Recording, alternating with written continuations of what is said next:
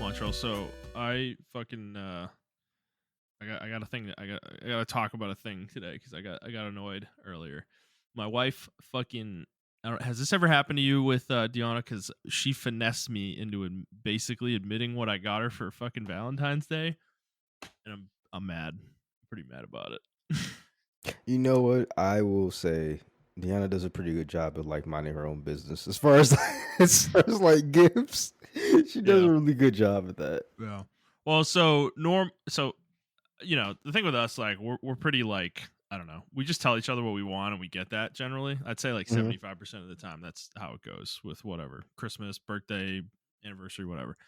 But that other 25% of the time we kind of do our own thing and just get, we just come up with something and get something. But this time it was kind of a half-half situation. So she told me what she wanted like a couple weeks ago, and it was this is like a cycle I always go through with gifts for her, where she tells me what she wants, but it's like $250, and my initial reaction is to balk at that amount of money or whatever, and then she's like, she like gives me shit about it, and I usually come around to it within a week or two of thinking about it and being like, trying to figure out if I can make it work or whatever, Yeah.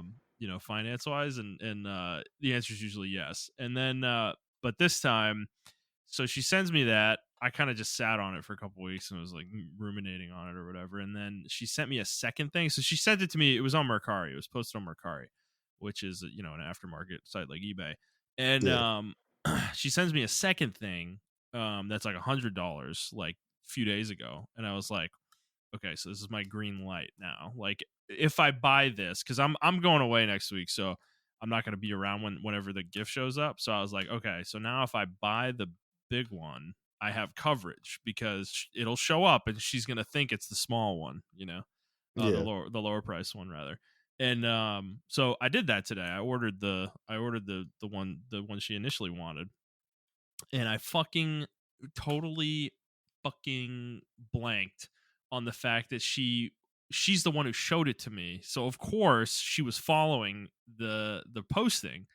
So she comes in after work and she's like, "Are you gonna give me a Valentine's Day gift or whatever?" And I like, just whining at me or whatever. And I'm like, I already ordered it, and she's like, oh, the Mercari listing got an offer today, and I was like, my immediate reaction was like, fuck, and I just like I fucking gave it away, dude. I'm so mad because she didn't say that thinking I actually bought it, like she said, and I'm like, god damn it. So I should have just played it cool. I fucking like totally fucking like flubbed it. So yep, gave it away.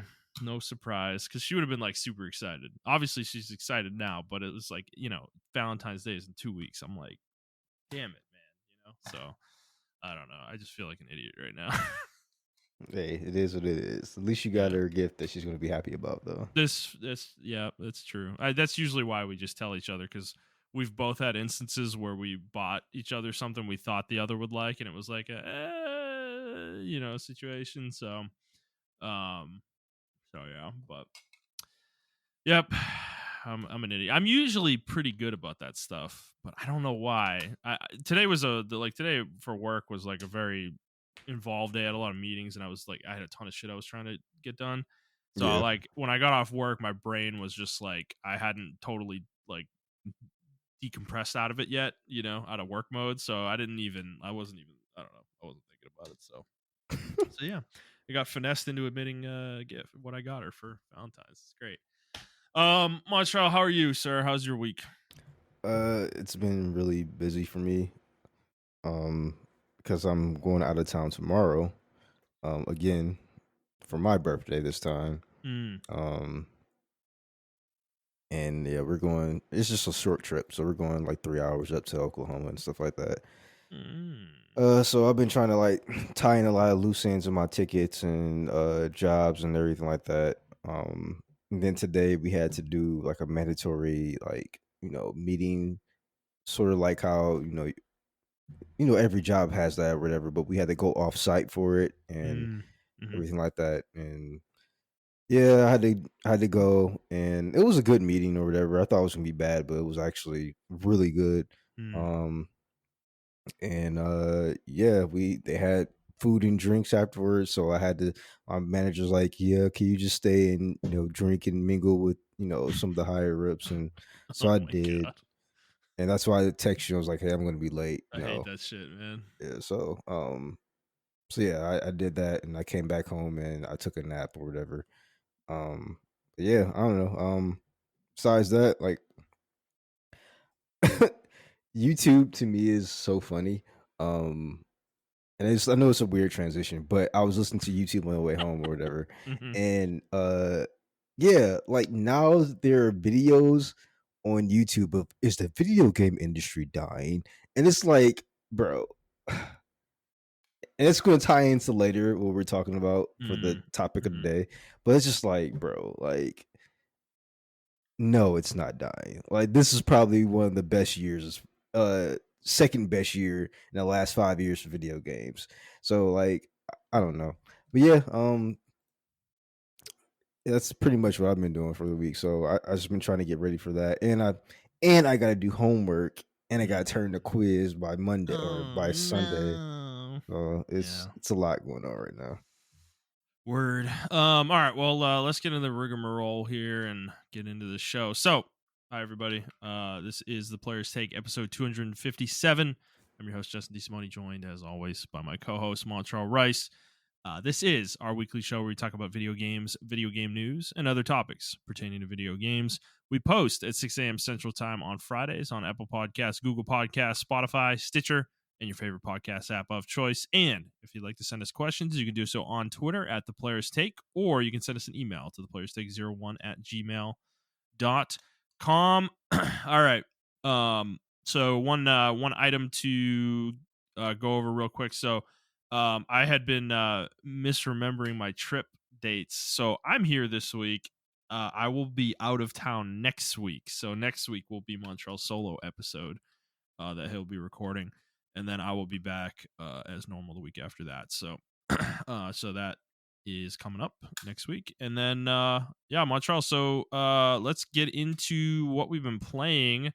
Do you want to go first this week, or shall You can go first. A lot of my games are lies, so I? What you have listed? Yeah, yeah. it's mostly the same stuff for me. Civ 6 on Steam Deck. Not much more to say on that one. Probably going to be playing that a lot when I'm on my trip next week. Been playing Prince of Persia. I didn't get a ton of time into this game. I'd say about 3 hours maybe, but I will say, like, this is what I like about this game, and I don't know. I just it's kind of weird. This game is really short. It's probably 20 hours total Hmm. to like to possibly fully complete and maybe 25 hours, but it feels like every time I play, even if I only play for like an hour to an hour and a half, I'm making a lot of progress in the game, which is it just feels really nice. Like I don't feel like I have to sit down and play it for fucking 6 hours to like get anywhere, in it. And that's a nice part about the game. So even with the 3 hours I played, I still made a decent amount of progress. I've explored a bunch of new areas, and um, the game feels pretty big though, despite the fact that it's shortish. Um, it's a pretty cool environment. I like Mount Quaf Calf. I think it's Calf. Mount Calf. It is a cool place. It's giving me very like God of War vibes, like old school God of War vibes, though, for sure.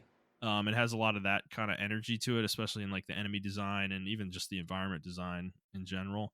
And but no, I like that. That's great. I love the original God of War, so that is definitely a compliment coming from me. But outside of that, I've been playing a decent amount of the Turtle WoW with our friend group. And this one's kind of gotten a little, I don't know, annoying, I guess I'll say, because I think I talked about this last week, but our friend Brad has continued to like not catch up to us, and he's gained like, I don't know, 4 levels in like a week. And we're talking about levels like 15 to 19. I could do that in like 3 hours. It's just like, I don't know. it's just gotten so frustrating. It just feels like he's fucking stalling. Like like he doesn't actually want to play with us. It's like gotten kind of annoying. So I've been playing my hunter solo, and I'm up to 36 on that. Okay. So I mean, there's nothing else for me to do. Like if we're not playing with him, like I have, like I could play another character, I guess, but why? I'm playing the hunter by myself. So I just been grinding that for the most part.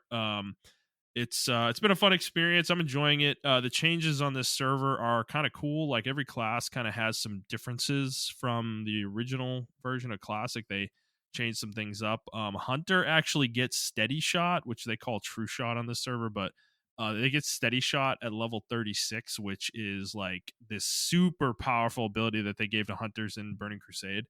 Mhm. That kind of significantly increases their damage dealing capabilities. Um, so yeah, that's cool. I just got that and have used it a little bit, and it's been pretty good. Um, so yeah, it's been a fun time. I'm going to continue with that, and then been playing some League too. We got back into League this week, and that has been pretty fun. I guess I'd say overall. I'm like, we've had some frustrating games, but it's not to the point where I'm like, I don't want to play League anymore, kind of stuff.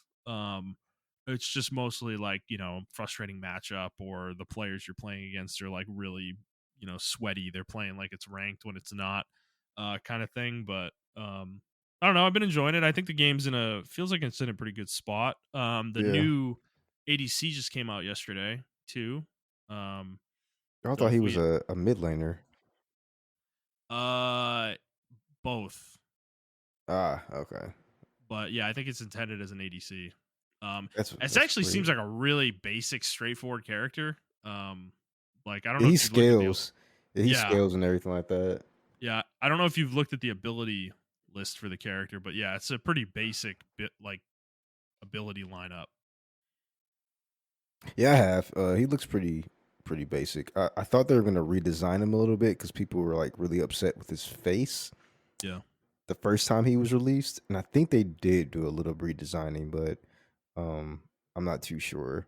Hmm. I have to go back and check. But yeah, I mean, I really wasn't mad at the character. I mean, a lot of people were mad about the character, but I'm like, I mean, we don't have many dragon characters. We got like Mm. what Shyvana. That's pretty much it. Like we don't Hmm. really have too many characters like this.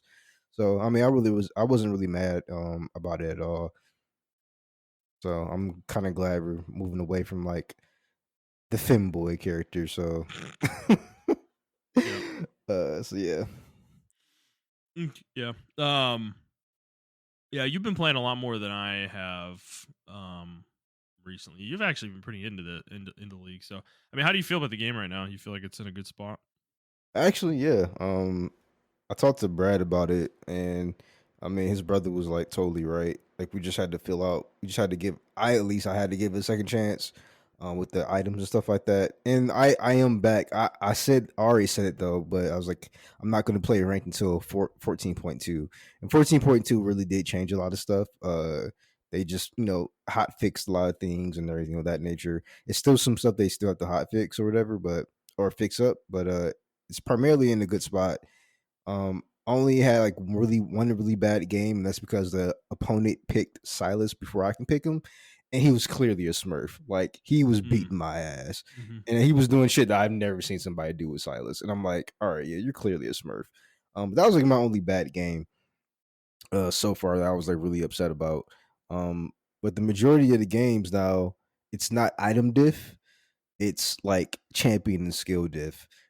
Even when we were uh down, right? You and the rest of the team was playing, the rest of the crew was playing, and we played that 50-minute game. Oh, that game was That crazy. Oh Yeah, my that god. game kind of proved to me that we aren't bad at the game. It's literally just like some type of item diff or maybe a champion diff at the time. It's not like really a Hmm. skill diff.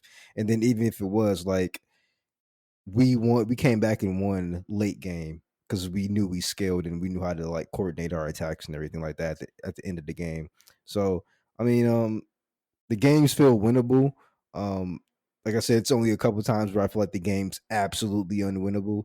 compared to like last season where I felt like if we were Mm, down like by 10 minutes into the game, that was pretty much GG. hmm. Or if we were up in the game, the team will literally fucking surrender at 15, which is still a problem, by the way. Yeah. But it's not as big as a problem that it was last season. So I am very Yeah. proud of the item changes and everything like that. I think this is the way to make league go back, league be better forward Yeah. and everything of that nature. I personally can't wait for them to implement um Vanguard. I know a lot of people are like really upset about it and like, oh my god, it's gonna invade your system and blah, blah, blah, blah, blah, blah. And I'm like, bro, we're already tracked on like your phones. You're already tracked on your computers anyway. The government already knows everything you're fucking doing. Like, I'm pretty sure some fucking Riot client, Riot fucking antivirus is not going to be the end of the world or whatever. And to me, people who are complaining about that are people who are just They're cheaters. They're they're probably cheaters. cheaters. They're They cheaters. probably Yeah. are the cheaters. Yeah. Dude, yeah. Honestly, if you think you're doing anything privately, even in like whatever incognito mode, bro, you're not. Yeah, Trust you're me, not, man. I've done things in incognito mode before, and it remembers things from previous sessions. So it's fucking it doesn't. It's just a placebo. Like it's not Yeah, actually even doing if you're anything. using a VPN, like I use a Yeah. VPN, even if you're using that, like they still have backdoors for the government and shit like Hmm. that. So, Yeah. um, while you may be safe from like open Wi-Fi, which is why I primarily use this since I go to college again now, um, uh, yeah, you're still not like your data is still being traced by a lot of the companies. Some companies don't do it, but a lot of companies do. Yeah. And Anyway, long Riot story. Riot makes a Sorry. video game, dude. Like, Yeah. what data are they getting from you that's so offensive? It's like, Exactly. I saw YouTube videos about it, like people crying about it and shit like that. And yeah. I was just like, y'all are cheaters. Like I like me personally, I don't get it. There are a lot of and I feel like a lot of people who are complaining about it don't actually know that a lot of the systems, the games they play also have kernel level anti cheats in their fucking systems Hmm. already. You know Yeah. what I'm saying? So Yeah. uh it's I think it's a little bit more aggressive, yes, but at this point, man, like we wouldn't be at this point if there weren't cheaters. Yep. You see what I'm saying? Like, so 100%. we brought this on ourselves. Like, Yep. we allowed cheaters to come in. We allowed all these third party programs to come in and actually make a profit off of it and everything of that nature. We normalized it. Like, even on my I have Razer um peripherals, like I have a keyboard and mouse and everything in Razer, and they have their own program to hotkey shit, like Hmm. Yeah. built inside Razer. And I'm like, this is just so normalized now. Like it's kind of crazy. So that being said, like I did try to play a little bit of Apex as well. And I mean, it feels a little bit better, to be honest with you. They got rid of all the hotkey configs. You can't tap strafe anymore on controller or key mouse and well, if you can do it on mouse and keyboard, but you can't do it on fucking controller anymore at all. You can't use Steam configs anymore. You can't use third party apps. You can't use Cronus. You can't use strike packs or anything of that nature anymore. All that's like done now, which I am very happy for that because that was an industry that was literally profiting off of cheating, and I'm glad everybody decided to cut them loose because it was actually ruining the integrity of online gaming, and I think in my opinion, the only reason a lot of companies did this shit is one, players were complaining a lot, but people will still buy products and stuff like that. But two, I Yeah. think there was a massive dip in multiplayer games recently. Like Call of Duty's fucking population was dying, fucking the finals population was dying, Apex, another population that was dying. And on top of that, for Apex, they just released their quarterly report and EA confirmed that they're not hitting their marks as far as like money wise and monetary wise and stuff like that.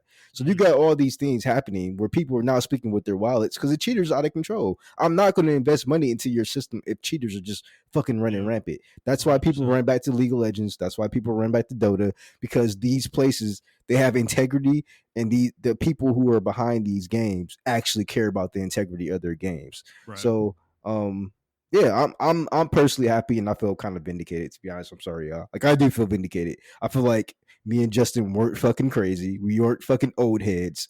We were legitimately like complaining about the thing that was legitimately happening in multiplayer gaming. And No, I think yeah, anybody who thought otherwise, I'm sorry, you were just putting your head in the sand, dude, or you were using this shit. Like yeah, those are the only options to me because like it. I'm sorry. The reason I quit Apex ultimately, the biggest reason and that I stopped playing was it's not necessarily just the game and how boring it was and how many issues they refused to fix. It was just, dude, it was the cheating and the strike backs and all this fucking bullshit. Like, I'm sorry, but I've always felt like if you're using tools that are not built into the game to enhance yep. your ability to play the game, you're fucking cheating straight up. Like there's no other way. Like that is not a function within the game. You know when you played split screen back in the day and you looked at everyone else's screen? Yeah, that's cheating, bro. Like it's the same kind of shit, you know? You're like you're doing things that are not allowed within the confines of the video game, you know. But the company's like just turned a blind eye to it forever, and it's like the fact that it took Apex 20 seasons to deal with this is fucking just insane to me. You know, it's like 5 years. This game's almost 5 years old, I think. Soon, actually, Well, it is. I think it's like now, like in the next week or two. um and it's just it's fucking ridiculous that it took that long. And I don't know, maybe I'll go back to Apex now. It's just, but the problem is I'm going to play the game and a lot of the other issues from the game are still going to be there, like the sound bullshit that happens, yeah, where sounds don't play, like that's still not going to be fixed, and that's going to happen, and I'm just going to be like, I fuck this game, you know. So it's like, I don't know, I'm happy with League right now. I don't really need another multiplayer game that's competitive. mhm. I'm kind of content with that at the moment, and it kind of is what it is. But yeah, I'm happy to see companies taking action on this, and that people were actually kind of reacting and not playing, you know, like because it is not fun when you are playing legitimately and you're not necessarily even, it's not just that you're like worse than the other player, you know, because you might Yeah, not be, they're using something to get an advantage over you, you know. yeah. I mean, we talked about it for like what the last I see the last 2 years now. We've been talking about it. How bad the cheating has been, and it's not just like Apex. It's like it was really rampant in Call of Duty to the point where now Xbox and PlayStation have banned the use of third party tools on their consoles. You can't use strike packs anymore. You Yeah. can't use like um, unless it's like the official like paddles on the Xbox controller that comes with the Elite controllers or The whatever. Pro, yeah. Yep. Yeah, the scuff controllers. You can't do any of that anymore. Which was the primary function of like the Cronus stuff or Yeah. whatever, right? The strike packs, they were supposed to be alternative to that. If you couldn't afford a scruff controller, you can get the strike pack, and it'll be like an attachment on the back of your controller, and you put it, but Mm. then they just started getting kind of crazy. Like you can upload configs to it and mitigate fucking recoil, and they were actually advertising that. Excuse me. And I don't know. I just felt like it went uncontested for so long, and everybody was kind of eating off of it except for the players, and except for like Mm. you said, legit players or whatever. So we're now people are getting laid off and all this other shit like that, and they don't have the money revenue coming in to cover what they're losing. And um, I don't think you should have to come to people getting laid off and players leaving before you should recognize that there's an issue with their game. So I still think this is kind of a massive L for the video game industry as a whole. Um, because although I am very happy they're taking these steps, they only took the steps because one, we talked with our wallets, and two, they lost. They're taking their bottom line is getting hit. Like they didn't really care Mm. about the integrity of the fucking game. You know what I'm Mm-hmm. saying? Whereas compared to like Dota, League, Fortnite, they cared about their games. So we're like, even though we're making a massive amount of money, we're still going to care about the integrity of our games. Fortnite was actually one of the first people to implement before Xbox and PlayStation jumped on board. Like if you're using strike packs, you're getting banned. If you're using Mm-hmm. third party configs, you're getting banned and shit like that. Yeah. So yeah, I'm just glad maybe some semblance of competitive integrity is coming back to multiplayer games. Um So the next game I've been playing was like I haven't been playing Devil May Cry. I've been playing Devil May Cry Switch, the Switch version. Like I said, just because of the whole the Switch version exclusively has style switcher. So ever since they took Devil May Cry 3 special edition off of Steam, there's Mm. no other way to get this uh mod. It's Capcom's answer to that, where they have like the Switch version has this style switcher, but the only other way to get it was to download the PC version of Devil May Cry 3 Special Edition and then get the mod. But now Devil May Cry 3 Special Edition is delisted off of all PC markets and Xbox 360 and PS3. So you can't buy it anymore anywhere, unfortunately. Only way you can play it is you have to download the collection, like the whole Devil May Cry special edition collection, Mm. or whatever the case may be. So I mean that's a bummer. I don't like when games are delisted. Also, I think Spec Ops: The Line was delisted off of everything, which is I think Yeah. a travesty because that game is Well, a real jewel. I didn't put it in the news, but I kind of feel like that's like a tell. I think there might be a re-release coming. Okay, all right, I can deal with that. But yeah, Devil May Cry got delisted, and a couple other games got delisted as well. Oh, Sonic Generations, obviously, they got delisted, but they have the Ultimate Edition out, and I Hmm. think they want people to just buy the Ultimate Edition. Um, so yeah, it's kind of weird. I haven't really played too much of Nier Automata or Nier Replicant. I did play a little bit of Bayonetta 3, and I quickly realized I can't play Bayonetta 3 because then my button memory will be fucked up from Devil May Cry 3. So I stopped playing. Um, Yep. so yeah, that's pretty much all of what I've been doing this week. I just been super busy with like school and work. Yep. Makes sense. All right, fair enough. Well, let's move into the news then. We got a decent amount of news to talk about today, because we had a state of play announced and aired between last week's show and this week's show. It happened yesterday. Montreal was like 43 minutes or so from PlayStation. So, um, do you want to go through all the games first and then just talk about the overall afterwards? Uh, yeah, we can do that. Okay. I watched the entire thing, so yeah, we can Yeah, do me that. too. So first game they showed was just a little teaser for Helldivers 2. It's coming out on February 8th. You feel anything about this game? I am actually gonna buy this game. Yeah, this Okay. game looks really fun. I used to play Earth Defense Force with Yeah. DJ, Yeah. and this looks like a very more polished version of Earth Defense Force. So yeah, I actually can't wait for this game to come out. Yeah, I'm like, it looks really good actually too. I feel the same Yeah, way, but I'm just like, I'm like, dude, why isn't this a free to play game? I don't. It's like I don't know why they're charging money for it. I don't I'd know. rather it be a charge game than a free to play game, and then all the mechanics and armor is locked behind fucking uh Yeah, but microtransactions. I don't I'm know. pretty I mean, sure it like still could it's be. yeah, that's true, but I think from what I've seen, it's going to be unlockables instead of like Hmm. Yeah. whatever. Yeah, I mean, I think the other issue is this game is going up against Foam Stars, which we'll talk about in a little bit, also because they showed that as well. It's coming out like Foam Stars is coming out 2 days before Helldivers 2. I don't understand why Sony's like cool with that. You know? I don't think that's Sony. I think that's Square, Yeah, 100%. I know, but Sony's pushing Foam Stars like crazy. You know, like they're marketing Yeah, the shit out of it. yeah, that's true. Like they're like eating their own game. I don't understand. You know.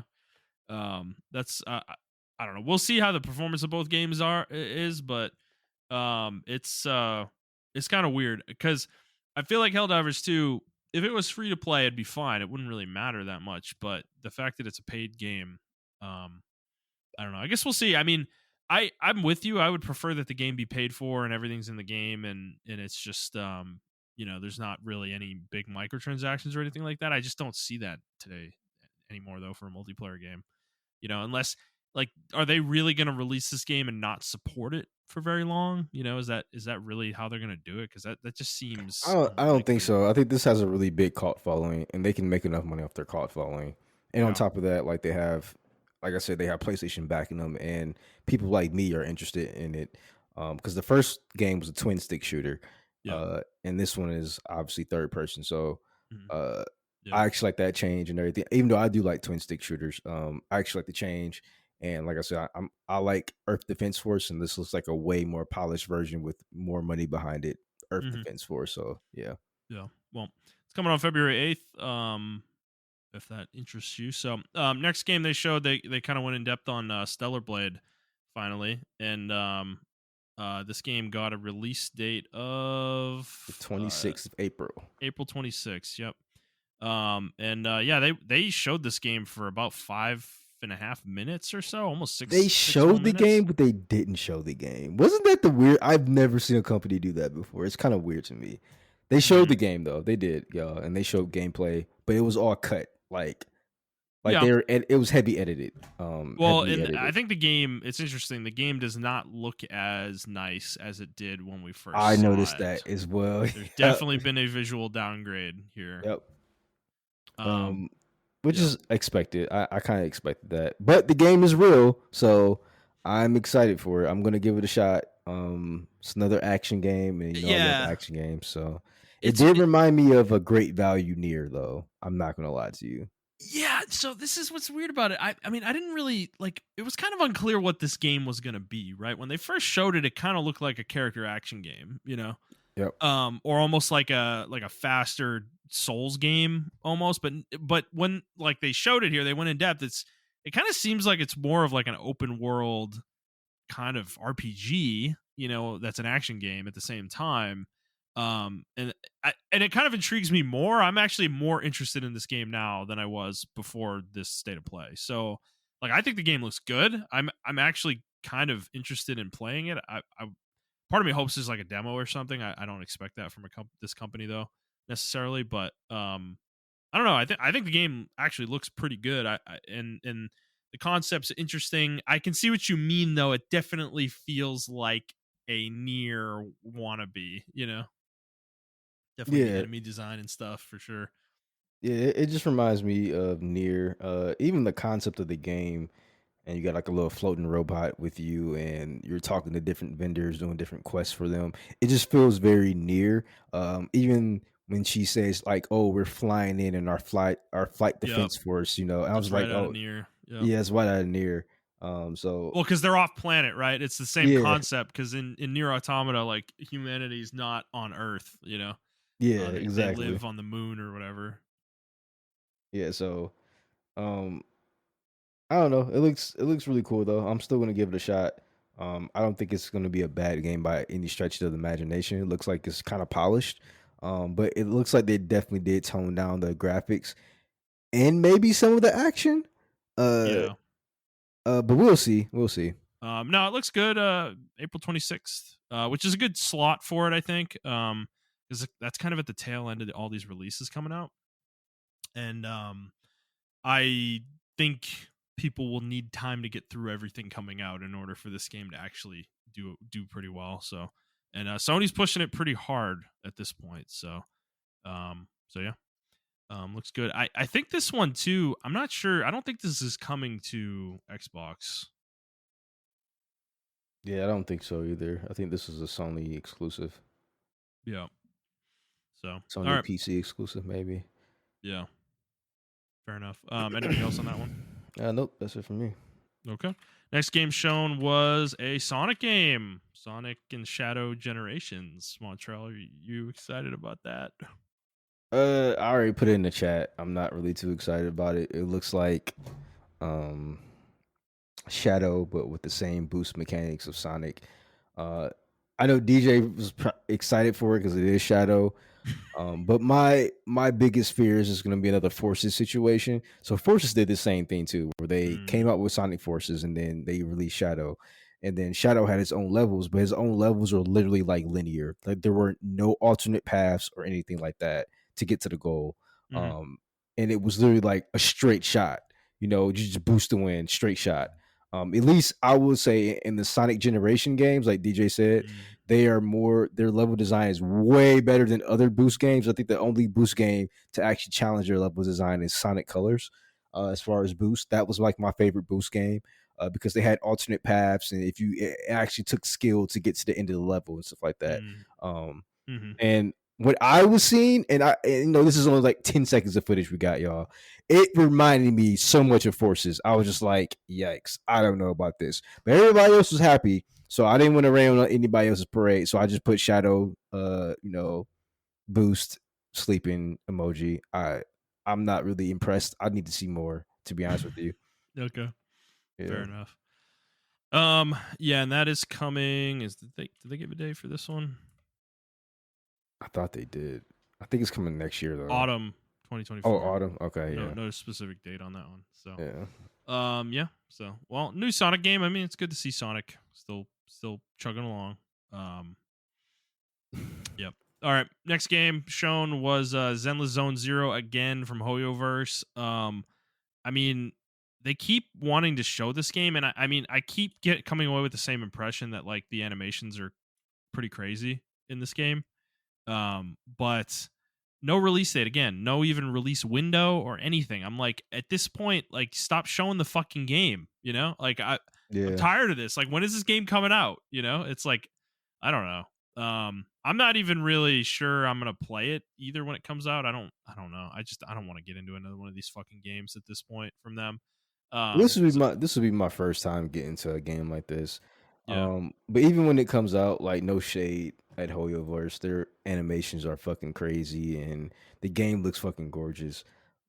My only problem with the game is the combat. While it mhm. looks good, I don't want it to be, how do I put this? I don't, from what I was seeing, because they did release combat, like in-depth combat stuff, right? And a lot of it is just one button to punch, and you do your combos on that one button. You got a dodge button. Y is something, I don't know what Y is, and then you have a swap button, and that's Skill and it. ultimate probably. Yeah, and then you can swap characters, and I'm like, that's pretty much. I mean, that's the same as Genshin. I was just about to say that, like, that's Genshin, but like faster. And I'm like, that's not really what I wanted. I thought it was gonna be like a character action game Mm, with like different characters and you can swap them on the fly, but they're yeah, gonna have their own combos and everything like that. And that's what I really wanted. So yeah, I am kind of disappointed that it's not that. Every time I look at the gameplay, I'm like, yeah, this is just like a single. It's not a Grand Blue Fantasy. Like that's what I wanted. I wanted yeah, something like that, right? yeah. And it's not that at all. No, it's not. Yeah, no, I was following this game when there was a beta recently. That a bunch of content creators got access to, and a lot of them were not super high on the game. Actually, it was interesting. So it's weird. It kind of makes you think they're taking their time and are kind of putting the game back in the oven a little bit to change some things.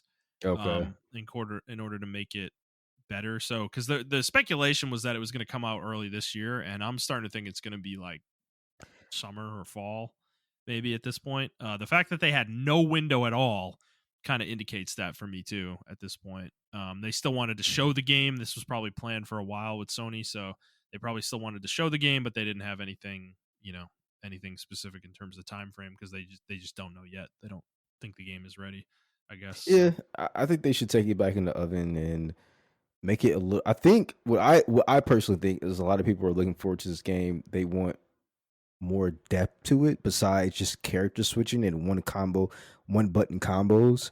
Um, yeah, I don't know it.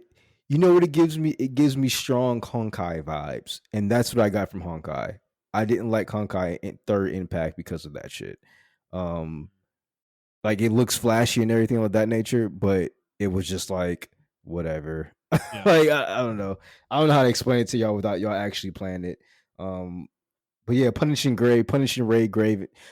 Raven Gray was the same way as well. It's just like a one button type deal, a one mm, button dodge, and you can swap your character in and out and shit like that. So, yeah. I'm hoping while Wuthering Sunny Waves is Legend, different.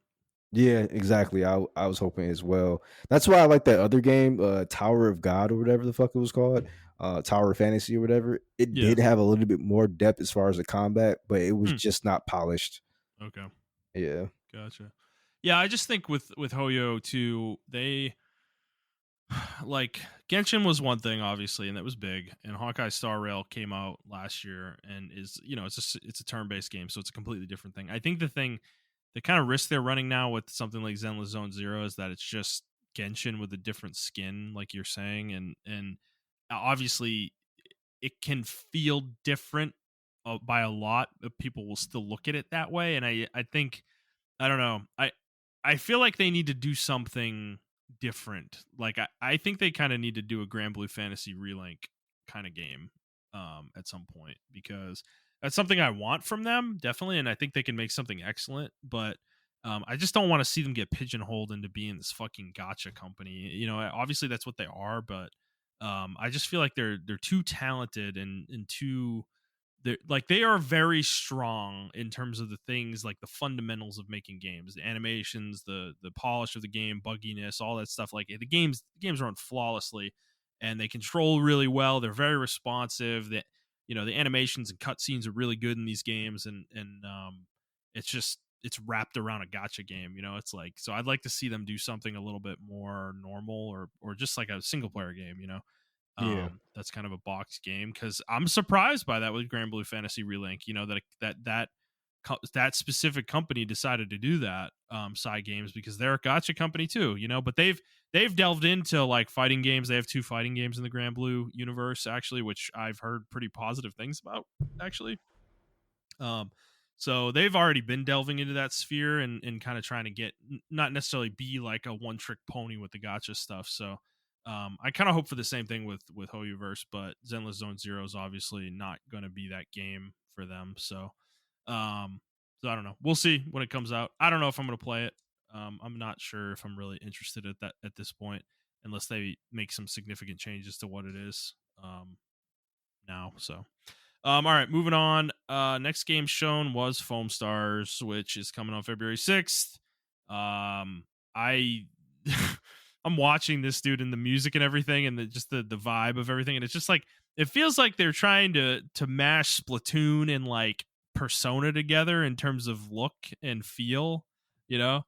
And I'm just like, I don't I don't expect this game to last very long, I guess is what I'll say. I don't how do you feel about it at this point, man? No, I agree. It feels like a Splatoon ripoff. Like it feels like Sony's trying to chase after that, and I don't know why. Or maybe Square. This is because this is a Oh, Square game. Square's chasing it.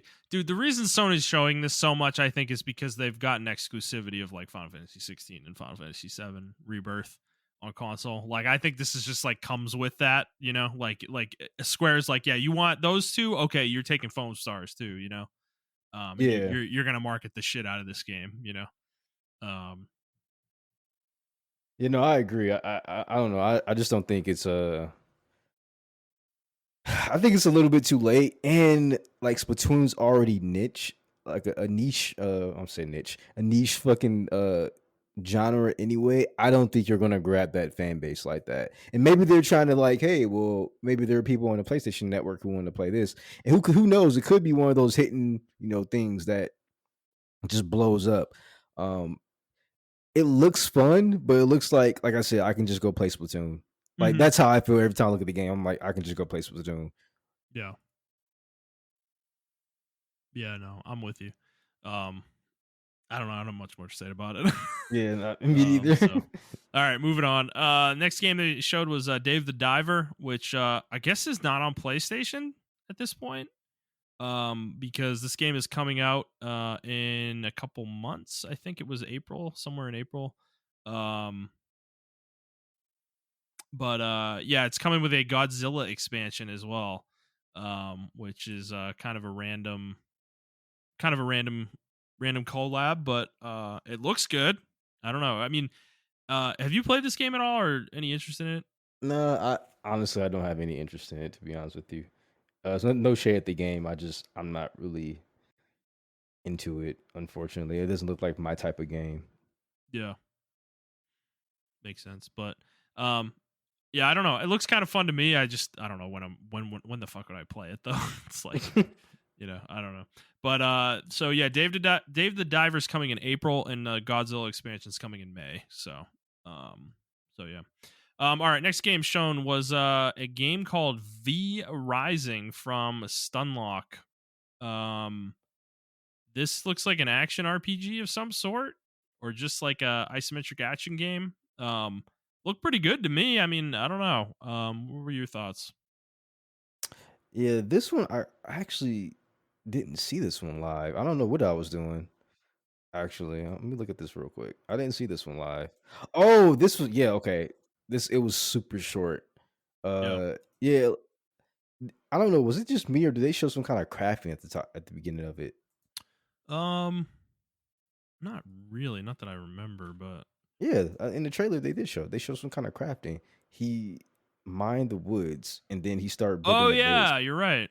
Yeah, yeah, yeah, I don't know. I think yeah, that's a cool element to add to like action RPGs. yeah. I might give it a shot just because of that. I'm a sucker for like kind of crafting and doing dumb shit like hmm that. So I don't It looks know. pretty cool though. I mean, Yeah, it does. the main character, like looks like a vampire of some sort because he's coming out of a coffin at the beginning. So and is like teleporting around and shit. So I don't know.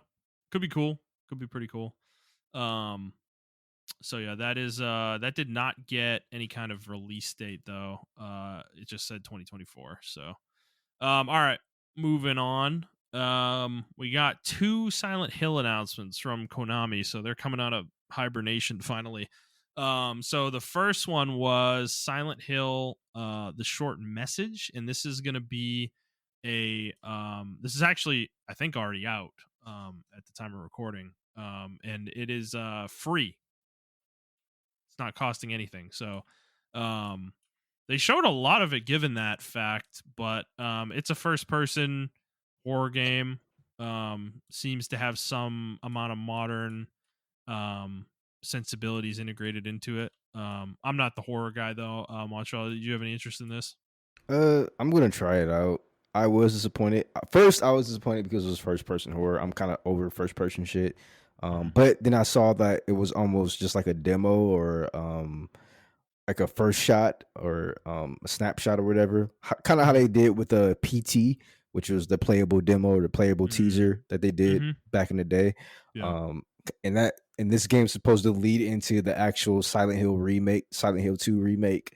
So um, yeah, I mean, it looks cool. I'm gonna give it a shot. I like Resident Evil 7 and 8, because I mean it is first person, but I don't know, it just looks more better.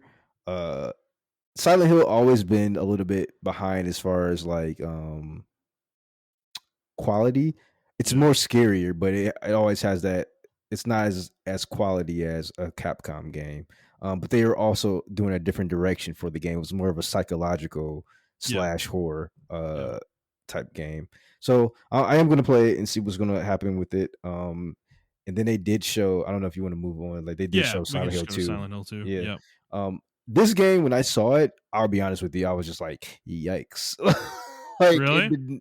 it did not look it did not look like it came from a Konami studio. It looked like it came from a Well, it's Bloober Team, so this yeah, is not a super well known team. yeah, I can tell. Yeah. I don't think Konami gave them the money to do what they wanted to do. Um, Yeah. because it looks it looks like it looks like a third person modern game that we want, like like the Resident Evil 2 remake, but way less quality. It's a lot more budget. It feels like Yeah, there's a lot of obfuscation going on with like lighting and colors and stuff, like trying yeah, to kind of hide that yeah, almost. yeah. Yeah. Cuz I Um, don't think it looks that bad at first glance, but yeah, when you like take a close examination of it, it's definitely looks budget. Yeah, and I just wasn't expecting that coming from Konami. Or maybe I should expect that coming from Konami. What the fuck am I saying?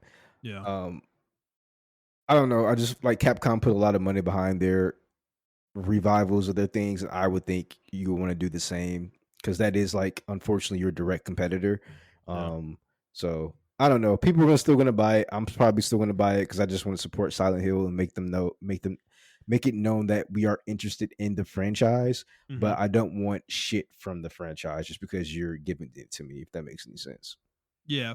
Well, they didn't announce a release date or even a release year Yeah, for so it, this so could be like a rough draft. this This could could be be a pretty beta. Yeah. this could be pretty early in development. Well, not early, but early enough where they can they'll still have time to polish it up and make it look a little bit better. So that is kind of a hope, I guess. And I'm sure they're going to get feedback from people after showing this, kind of how it looks and everything. I'm sure they'll hear some things about that. People don't hold back. So, all right, moving on to the next game was Judas, which is Ken Levine's new game. Basically looks like a BioShock game, but Yeah. in space. Yeah. Which is cool and all, but I don't know. I'm not sure how.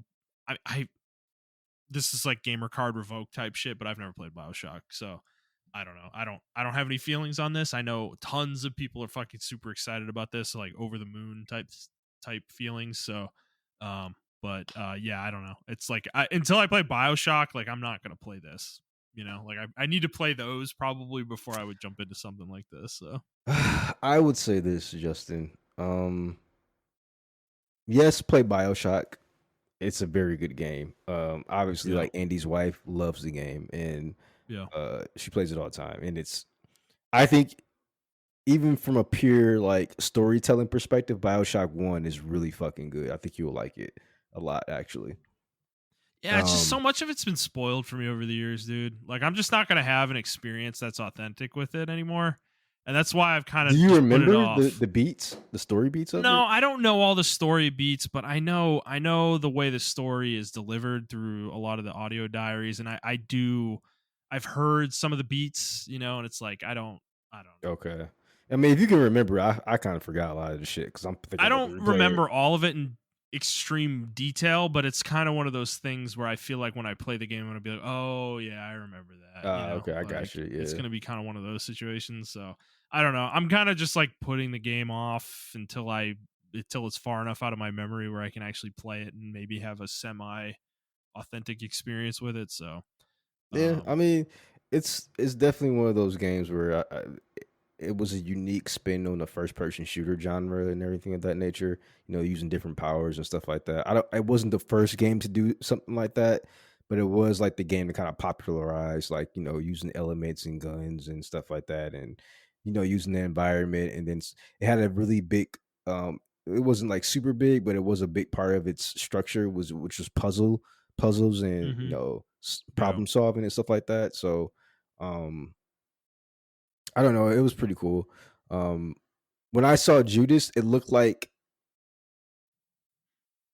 a double A version of BioShock, and yeah, I was pretty hard on it on Twitter, which I shouldn't have been. I am going to give it a shot, yeah.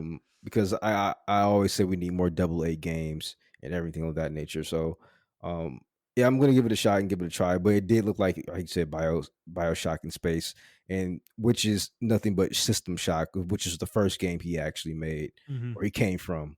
yeah, I don't think he like made it, but he came from that game, and then he yeah. made BioShock. It's just the Um, art style is exactly the same as BioShock though. Like it's yeah, yeah, literally yeah, exactly the same. yeah. It's actually kind of crazy. But they Um, are working with 2K, so it's not like there's any issue there in terms of, whatever licensing or stealing art or anything like that, um, but yeah, I don't know. So, this is the studio is called Ghost Story, by the way, too. That is working on this one. So, no release date, just in development. So, I'm not expecting that this year, probably, but possibly next year, maybe. All right, Moncho, let's move on to the VR part of the show. Sure, this was your favorite segment.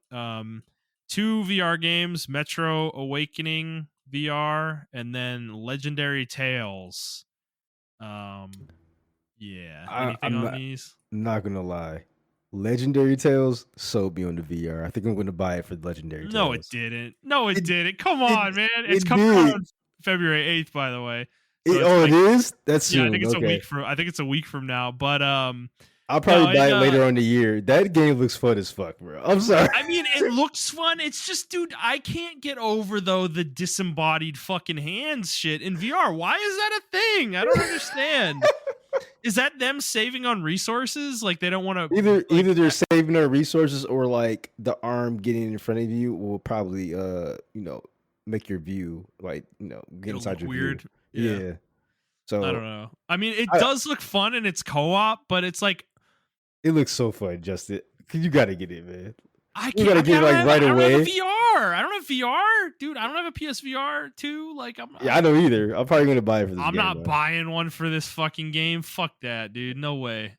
I can't even get people to play WoW with me. There's no shot this is happening. Like, no way, dude. Well, I'll be playing this by myself anyway because this game looks really fucking fun. Yeah. I mean, it looks goofy as hell. Yeah. Sure. Well, yeah, it was kind of funny because he's like blocking stuff with one hand and then he's like swinging the weapon with the other at the same time. It's like it actually looks pretty good. Yeah. It's actually on PC too, by the way, y'all. You can get this on PC. Oh, okay. Then maybe I'll play it. Maybe I'll get like a meta quest and get it play it that way. But yeah, no, it definitely didn't look bad. I'm just like, it's just graphically though, it doesn't look good. Like it looks like a PS2 game, basically. I come to expect that with like VR games now. Sure, for sure. Yeah, not a question there, but definitely like the old the stat sheet and everything kind of evokes like a old Elder Scrolls vibe to it. Yeah, and this is like, I will say this combat is like kind of looks like better Elder Scrolls. Well, like I think so I think this is what Elder Scrolls should do. But if they made a VR game, their fan base would totally shit on them and probably Bethesda will close. But God, that would be so brutal, dude. Like come on, man. Because like Elder Scrolls really is the franchise to me that would be a great poster child for VR. Like it really would. I think it would too. Like, but this is actually what I would like from like an Elder Scrolls game. Like, I would like to be immersed in the VR. It would be like a very in-depth RPG. I can talk to people and everything like that. But I can also use my hands, like physically use my VR hands to do shit. And like that will make the combat a lot better, in my opinion. And I think Legendary Tales is an example. It's trying to do that because if you watch it, I mean, like, dude, it's so funny. There's some really funny parts of the trailer where like he like beats a skeleton into the ground and then he like picks up the corpse and punches it like 4 times for no reason. And then there's just a lot of really cool like weapon control and stuff where you're like flipping the weapon in your hand and then like blocking with 2 different weapons at the same time in like 2 different areas. Like it looks kind of dynamic actually in that way. Like it's pretty cool. But yeah, it's just, I don't know. It's like VR is just VR at this point, though. It's like kind of hard to take these games seriously. Yeah. So that's the issue. So I don't know. It's like, dude, if I could get a Meta Quest 2 for cheap, I might pick it up and check this game out. Mm-hmm. But I think they're $300 right now, dude. And I'm like, I don't know. You're right. Much. Yeah, it's a wild thing to get into. Meta Quest 3, is that the one that's out now? Yeah, it is. That's true. Yeah. And it's $500. Yeah, that is pretty steep. But it is on a PC, guys. So if you don't want to get the PSVR 2, you can get like the Meta Quest. Mm-hmm. It's on Steam right now, actually. So yeah. What about Metro Awakening? I don't like when they take existing franchises and then just put it in VR. Even though we're advocating for Elder Scrolls to do the same. Yeah, exactly, right? Yeah. I just feel like, I don't know. It looked okay, but sometimes they always like, it's different when people build a game from the ground up for VR. And I'm pretty sure this game was built from the ground up for VR, but it just seems like they took Metro Awakening and they put it into fucking VR. And that was it. Yeah. It doesn't. They're saying that it's supposed to rival Half-Life Alyx, which I think is a very in-depth VR game. That's a high bar. Yeah, exactly. Yeah. But I don't know, man. I don't know. I'm 50-50 on it right now. Okay, fair enough. It is coming in 2024, that one. So yeah. All right. Well, let's get into the final part of this where I think the last few games where I think this actually really got good.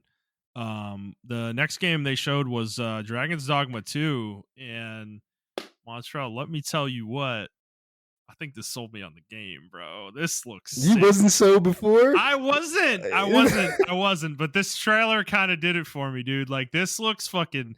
This kind of looks like a Monster Hunter game. I was That's just like a gonna say fucking that. RPG. I'm kind of here for it, dude. Like I don't That's know. what, that's why I was trying. That's why it was so hard for me to explain the first game to you, because I don't want to give you the impression it's a Monster Hunter game, but Yeah, it's like it has the elements of what a Monster Hunter game should be, but in a fantasy type setting or RPG type and setting. it's like an open world game. You Yeah, know, with a party. You have like a party and shit too, which is cool. exactly. And you can make your own, like you can make your own. I forgot what they call them, but like your own NPC that follows you, your own follower, and then you can trade that NPC with other NPCs. They have like an actual world built inside of it where you can find other NPCs that other people made, and that's like the multiplayer element to it. Like you can borrow Yeah, someone else's NPC yeah. into your campaign. Yeah, the problem with this game is the day it's coming out, because the next game we're going to talk about is coming out the same fucking day. It is? Like, yeah, dude, these are both. This is coming March 22nd, I believe, and so is Rise of the Ronin, which is the next game. Like, I'm like, what the fuck are y'all doing, man? Stop it. I got the Rise of the Ronin. So I will say this: they did downgrade the graphics since the first time we saw it. Right? For I what? don't fuck Rise of the Ronin. Oh, for sure. Yes, absolutely. I will say that I don't fucking care. This game looks. Yeah, man. Oh my god, they got me. Because remember the last time they showed it, and we were both like, "This looks a lot worse than when they showed it originally." This one, though, yo, Man. they got me back in, buddy. This game looks fucking sick, dude. This looks like a fucking Neo Sekiro game. That's an open world game. Like I'm sold, dude. Man, and people were saying, "Oh, this is a great value, Ghost of Tsushima." Get the fuck out of here, man. First of all, Justin, I love Ghost of Tsushima. You know, we praise this game. We both do. Yeah. Ghost of Tsushima wish it had this fucking combat. Wish it had this combat. Dude, you see the combo they did in the where he's like in the fucking snow fighting this one dude with the giant sword? Like, oh my fucking god, bro! Like, dude, with the fucking guns. You see the combos with the guns? Absolutely, yeah, man. I know he pulls out the pistol and it's like pop, pop. Like breaks the stance bar with it. It's fucking sick, dude. Yeah, no, sorry. Ghost of Tsushima's good. I love the game, but it wishes it was in this echelon of combat, dude. Like, yeah, and then, dude, like some of the stuff they showed with like the battles you're a part of and stuff, is really interesting. Like, I don't know if there's like a co-op element there, maybe, with the game, but yeah, man, I don't know. I was really impressed with Rise of the Ronin. The traversal looks really good. With the grappling hook and the glider that you have, the gun stuff, the gunplay is really interesting as well. I don't know. I think this one looks really good.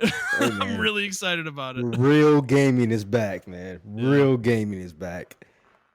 I don't know. Whereas last year was kind of, maybe a little disappointing for both of us, as much as all these big games came out. I feel like this year's our year, man.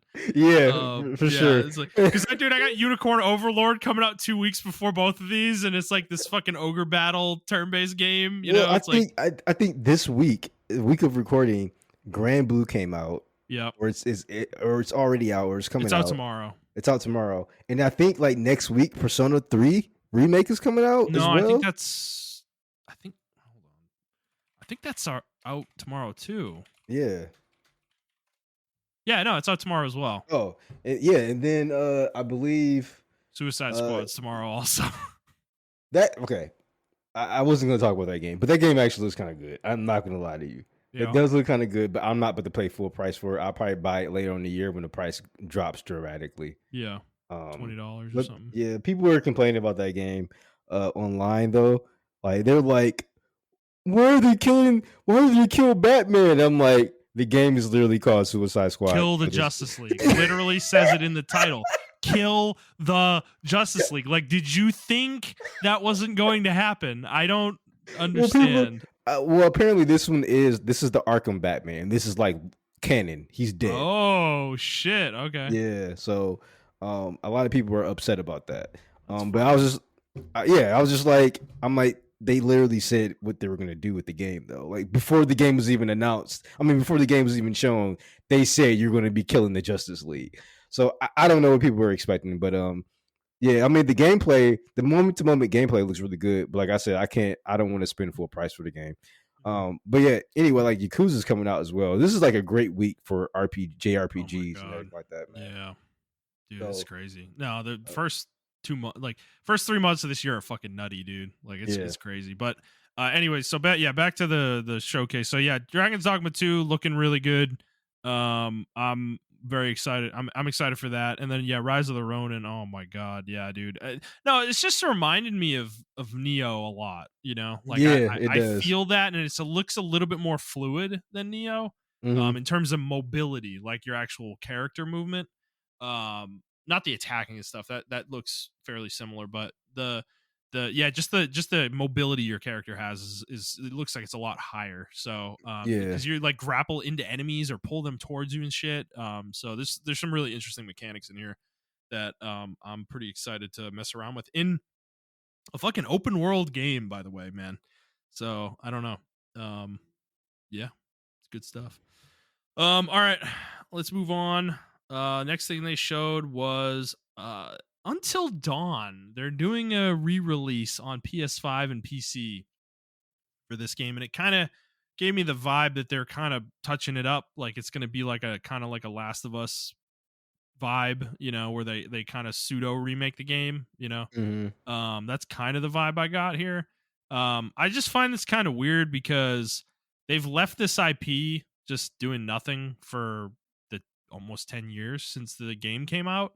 And the studio that made it, Supermassive, is I mean, they haven't made anything with Sony since. They've been making their own shit with like the Quarry and the Great Pictures Anthology or whatever. I forget what the hell it's called. But yeah, they've been making those little games and then the Quarry and some other stuff. And it's like it's just weird to come back to this all of a sudden. Like I don't know. it I mean, has a what do huge you cult think? following.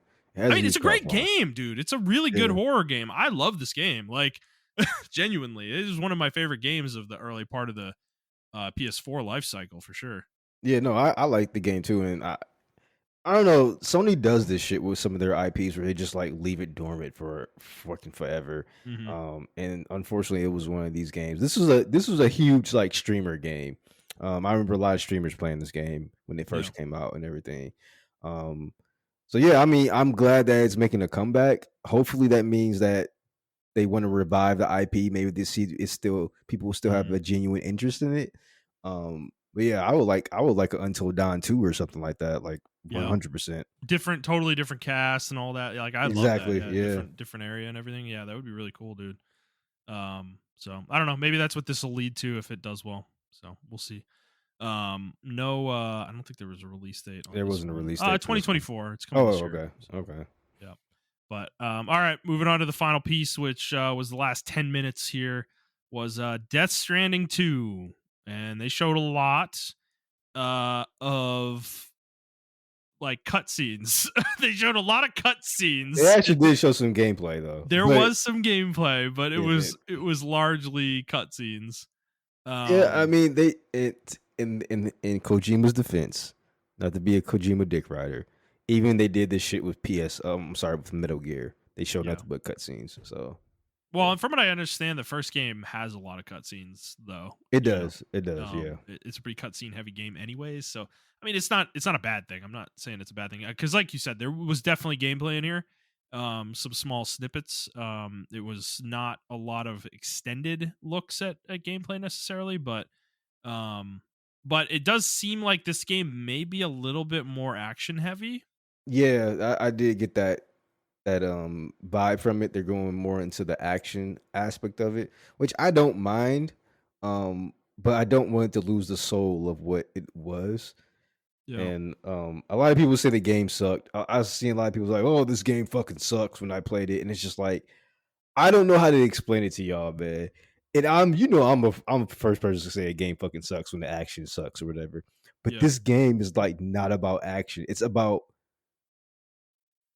the exploration and like the tensity of the BTs, which are called beach things, or those little black floating things. Yeah. It's just very tense game, man. It's a really cool game. I love it. And you got to manage different stuff and everything like that. I don't know. I just thought it was a really cool game. And I'm actually excited for Death Stranding 2. I am. Yeah. I'm okay with them talking to you now about it and just talking it out. I'm okay with them moving more action oriented. Maybe they'll bring more people into the game to experience what I experienced throughout the first game.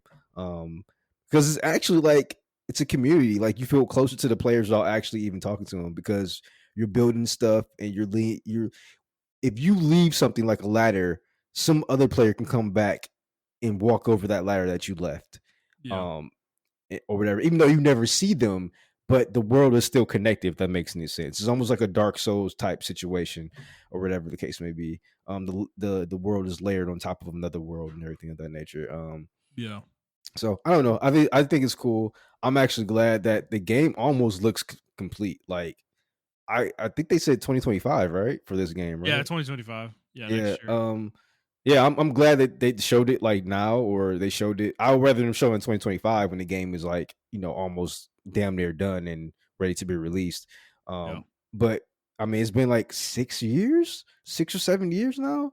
So yeah, I'm glad that he got enough money to do a Death Stranding 2, and he's doing his Yeah. thing, man. Dude, the fucking fight scene in this. Oh, with the So electric guitar. hilarious, dude. It's so Kojima, bro. Yeah, the fucking guitar. The Like, entire Death Stranding is so weird because he yeah. does stuff with he did it in Metal Gear too. He does Yeah. weird shit with technology, and it's just so fucking weird. But it's I don't know. awesome, dude. It's so Yeah, man. fucking awesome. Like this fucking robot samurai shows up and like it's just fucking ridiculous. But I will say watching this though kind of spoiled the first game for me a lot cuz I really didn't know what happened and what Death Stranding. I still don't really know. Like I know what You it don't know. is. You don't know what happened. You I know, don't. but like Even in the I trailer, know. bro, you don't know what Yeah. happened. Okay. I'm All telling. right. I'm, Fair enough. I'm Fair telling enough. you, Fair man. enough. Fair enough. Okay, that's good to hear then, because I don't know. I know I need to play this game for sure. Yeah, the only thing they spoiled is like the bridge network and how you connect it. That's it. Yeah. They didn't Yeah. explain the Okay. story and nothing like that, man. Yeah, it's a lot of stuff behind Okay. the scenes. Fair enough. Fair enough. Well, um, definitely looks like a Kojima game for sure. Well, so moving on from that though, they had a kind of a one more thing with Kojima after that, and they announced that they're working on a espionage game called Physant. And it's not in development yet. It will be in development after Death Stranding 2 is finished. So we're announcing games that aren't even a thing yet. Yeah, this part I didn't like, and they spent like 10 minutes on this shit, and or 5 minutes, maybe I'm over exaggerating. That was like 3 minutes.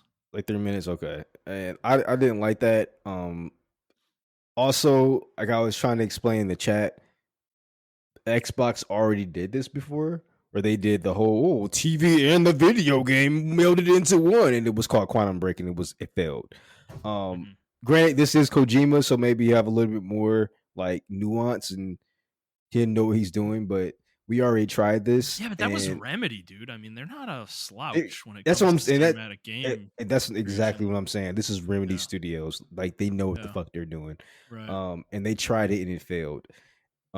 So I don't know. I mean, this is definitely PlayStation sniffing the Kojima farts. Because I don't like when you announce games and it's not even in fucking pre-production right now. Yeah. It's So literally just an idea. yeah, exactly. Um, So yeah. yeah, It's not like a I'm fan of gonna that. make an espionage game. Okay, cool. Like, talk to me when you have something to show. I guess I don't know. I mean, it's like cool and all, but I would have rather they just. I would have been more excited if they had somehow bridged the gap between him and Konami, and he was making a new Metal Gear game. You know? Yeah, and that's where I thought. So I thought for the longest that's where it was going because he actually started recently like retweeting Konami stuff and retweeting Metal Gear stuff because before he wasn't even acknowledging Metal Gear. Like it was Yeah. actually insane. He was not retweeting any Metal Gear shit. I think he was really, and not understandably so, he was like really bitter about the breakup or whatever. And yeah, he just wasn't. He was everything was Death Stranding, and now he's like retweeting everything like that and stuff like that. So Yeah. um I don't know. Maybe this is the game and they just don't want to spoil it for everybody. I don't fucking know. That's true. Could be. Yeah, that's true. That is definitely fair. I mean, they could be hiding it. Definitely. But I don't know. I mean, I'm. It's kind of weird. I love Metal Gear. I do like 1 through 4. 5, I've not played enough to really speak on, but it didn't grab me in the same way the other ones did. But I've only played them one time each, and I did that all over the course of a month in like the summer of like 2009 or something. Hmm. So it's been a really long time since I played any of those games, and as much as I love them, in my memory, I remember playing them and like they stress me out a lot because they're you don't want to get caught, dude. It's like it's it's a fucking stealth game, right? So, I don't know how much I'm really gonna be into this. Like, I'll probably play it though. I don't know. It's just like I haven't played Death Stranding though, and it's like the same feeling I have. I'm not like into it as a game necessarily. Um, Even though I probably would like it, it's just not appealing to me in my current headspace, and it hasn't been since it came out. So, um, I don't know. I guess we'll talk more about it though when we hear more and there's actually a game to show in a Yeah. few years probably. So, Oh, yeah, so yeah, I 100%. mean, it's like when's this game gonna come out? 2030 probably. Like, I mean, we Probably. literally are talking about a game that's probably gonna come out in 2030. So, Yeah. there's not much to say here otherwise. So, all right, well, that was it for the whole thing. What did you think, Montreal? How did I, this stack up? I think it was um a solid, state of play, to be honest with you. Like it's been a while since they had a solid state of play, and this was a really solid state of play, in Yeah. my opinion. I wish, and this is just the internet. This is not their fault. I wish that we can be a little bit more surprised with the releases, um, and Mm, everything of that nature. I am glad that we got some in depth look at like Rise of Ronin. We got some more Dragon's Dogma 2, yeah. Yeah. and even Silent Hill. I was really actually surprised about that one as well.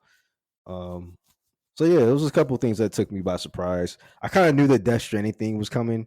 That's why I wasn't really too hyped about it. But they've been like hinting at that for years. Yeah. Even at the last big award show, they already announced Death Stranding too. So Hmm. one thing I will say is I'm not looking forward to the Final Fantasy VII Rebirth state of play. I will probably skip that. I'm not watching it. Yeah, I'm not. Yeah. I'm not We're watching not that. sorry guys, we're not gonna cover it.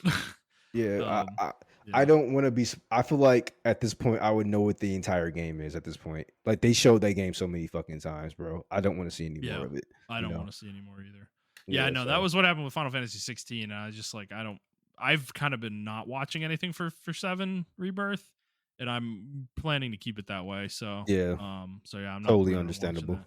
But yeah, I feel like this was solid, and I feel like this had a very Nintendo Direct vibe to me, Yeah. Yep. where they kind of spent majority of it talking about games that are coming out imminently, like in the next like 6 months, and then they sprinkled in a couple fun announcements at the end, for more longer term stuff. Um, but I don't know. I kind of feel like the developer direct from a couple weeks ago was stronger in terms of setting up the year for Xbox than this was for setting up the year for Sony, if you know what I mean. It's not and let me be clear, it's not just the lack of first party here that is making me say that. It's really the fact that Microsoft talked about their releases for the entirety of 2024, not just the first 3 months, whereas Sony was very focused on games coming out between now and like April, the end of April. And then there's like we still don't really have an idea of what's coming in May and beyond, for them. So I do think that is something they'll have to address. Like I think they're going to need to do another one of these probably around April time frame Yeah. to me. So because yeah, it's just like it's just like a mystery, and with the first party, it's just the lack of first party here is really conspicuous. I think it's becoming very clear that they have nothing big first party wise for this year, and um maybe not even next year. Like I think there's going to be a pretty wide gap right now in this generation for Sony. Has it mattered for console sales, or will it matter for console sales? Absolutely No, not. I don't think so at Yeah. all. It's clearly not made any difference because there have been very wide gaps this generation for Sony already, and this console selling better than PS4, which is fucking insane. Well, So you know yeah. what? This state of play did give me hope for more Yeah. third party exclusive games, Mhm. which I think we're lacking on both consoles. Um, I would like to see more third party people make exclusive games exclusively for one console or another. Like almost like take me back to the 360 PS3 era where that was a thing, like a huge thing. Mm. And those literally made or break the consoles because the first party thing, in my opinion, has just become a thing within like a Um, major component um last generation, in my opinion. it was like Um, the end. It was the back end of the back half of the PS3 360 yeah, generation. you're right. Yeah, It you're was right. big for Xbox actually in the first half of Oh that yeah, yeah, generation. yeah. Yeah, but Sony didn't really. It didn't really become a huge part of Sony's game plan until that like 2010 2009. Yep, yep. Um, when they started dropping like a whole bunch of first party games and stuff like that. Yeah, Uncharted, Last of Us. I mean, there was like, I mean, Sony was shitting out first party games at the end of the PS3 generation. Yep. But yeah, I mean, like I said, so I am looking forward to that, and this, like I said, this state of play did give me hope for that. I actually like that type of shit. But yeah, I mean, the next week's state of play though, like I said, I'm totally skipping that shit. I will not be covering in the podcast, guys, so do not be looking forward to that for me. Yeah, fair enough. Um, yeah, all right, fair enough. Well, anything else on that? Nope, that's it. Alrighty, cool. Let's move on to a follow up from last week. So we talked about Blizzard on their layoffs, and Microsoft was announcing a new president, which they did this week. So it's Joanna Faries. She is formerly the Call of Duty franchise manager for Activision, and she actually worked at the NFL corporate headquarters for 12 years before that. So um, I don't know. I'm feeling kind of nebulous about this. I I am don't too. Yeah. don't really know what it means per se. I do think it means for sure, though. I'm going to double down on what I said last week that I do think Microsoft is very clearly taking a hand of control with Blizzard specifically, which I find to be very, very interesting. That they're like honing in on Blizzard right now, and that seems to be a big focus for them is establishing a new leadership regime there. So what the fallout of that is going to be, we're not going to know for years. Like, I mean, does it affect their games lineup? Does it affect the design of their games? Does it affect the way they approach what games they decide to greenlight and actually try to produce? I mean, I'm sure it will. I'm sure it will, but we're not going to know how until 2, 3, 4 years from now. So, So just um, a heads up, guys, don't search her name. You'll get a article that comes up that says unqualified woke diversity hire because she is a black woman, I oh believe. I my think she's God, she is, yeah. yeah. So yeah, you're gonna get a lot of biased news because of her being a quote unquote diversity hire, even though she ran other companies. I'm going to So be honest. Companies like Microsoft don't make diversity hires they don't. for a high level executive like this. So, like, it's just, oh my fucking God. Like, yeah, sure. Yeah, Microsoft's doing that 100%. Um, so getting away from that, I Yeah. am nervous about it, even though I am proud she's a black woman and she's running the company. I am nervous about it because of the background she had. Like we know she was running, I believe you said, Call of was Duty it Call? franchise manager. Yeah, Yeah. exactly. She was the franchise manager for Call of Duty, and I hated the way Call of Duty turned out. So, Yeah. I'm like you said, I'm a bit nebulous as well on it because it's like I am glad that Blizzard is being someone is reeling Blizzard in, but is this the person I really want to reel Blizzard in? Like the person that ran Yeah. the Call of Duty franchise, Yeah. And are So, Matt Booty and Phil Spencer the right people above that to make these exactly. decisions? Like, I don't. I don't have faith that they're the right people either. I'm excited by the idea that change is happening and that there may be a different direction for this company going forward. But is it going to be a direction that I ultimately like and fans like me ultimately like? I mean, I have no faith in that at all. So yeah. Yeah, exactly. So I don't know, man. Yeah, we'll see. And I mean, one quote, this is a red flag. She said she's a big Diablo 4 fan. So, man, you know how we feel about that game on this podcast. Well, it either means one or two things. She's gonna put more monetization in it, or she's gonna make it better. She's gonna try to find a way to make it better. So yeah, true. I give it the benefit of the doubt. Yeah. I mean, no, I know. I'm just joking. I don't yeah, really that means much of anything in terms of her effectiveness in the role. Oh but, yeah, exactly. Yeah. It's I don't know. We'll see. I mean, I'm going to be following this closely for sure. I mean, I'm always intrigued by Blizzard, even at this point, being a disenfranchised fan. It's just like I'm not going to be able to I can't let them go. I mean, to be honest with you, even if they do put more monetization, it's like for the last 10 to 15 years, this has been Blizzard. Like, I wouldn't even be surprised. They're just like as if it's business as usual. Dude, it's gaming in general. I don't even think that's necessarily a problem with them anymore. Is the monetization? I mean, it's a given with Blizzard. Like, there's going to be monetization, but it's really the problem I have with them is like, is the game around all that good? And the answer has been no, largely in the last decade and a half. I know DJ would argue that Overwatch was really good, and I don't know. Overwatch 1 was really good. It was good when it came out. I just didn't stick. I didn't stick on it. Like, it wasn't sticky for me, but I didn't have anybody to play it with at the time. So, as much as that game had loot boxes, its monetization was probably actually better than Overwatch 2, which became this battle pass cosmetic shop fucking annoying bullshit at the same time, and they ended up making the game worse. So it's like,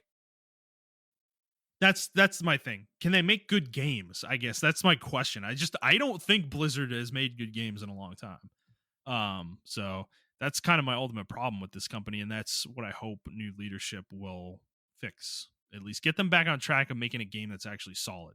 Yeah, exactly. So yeah. All right. Moving on to our next story. This one hit me in the gut.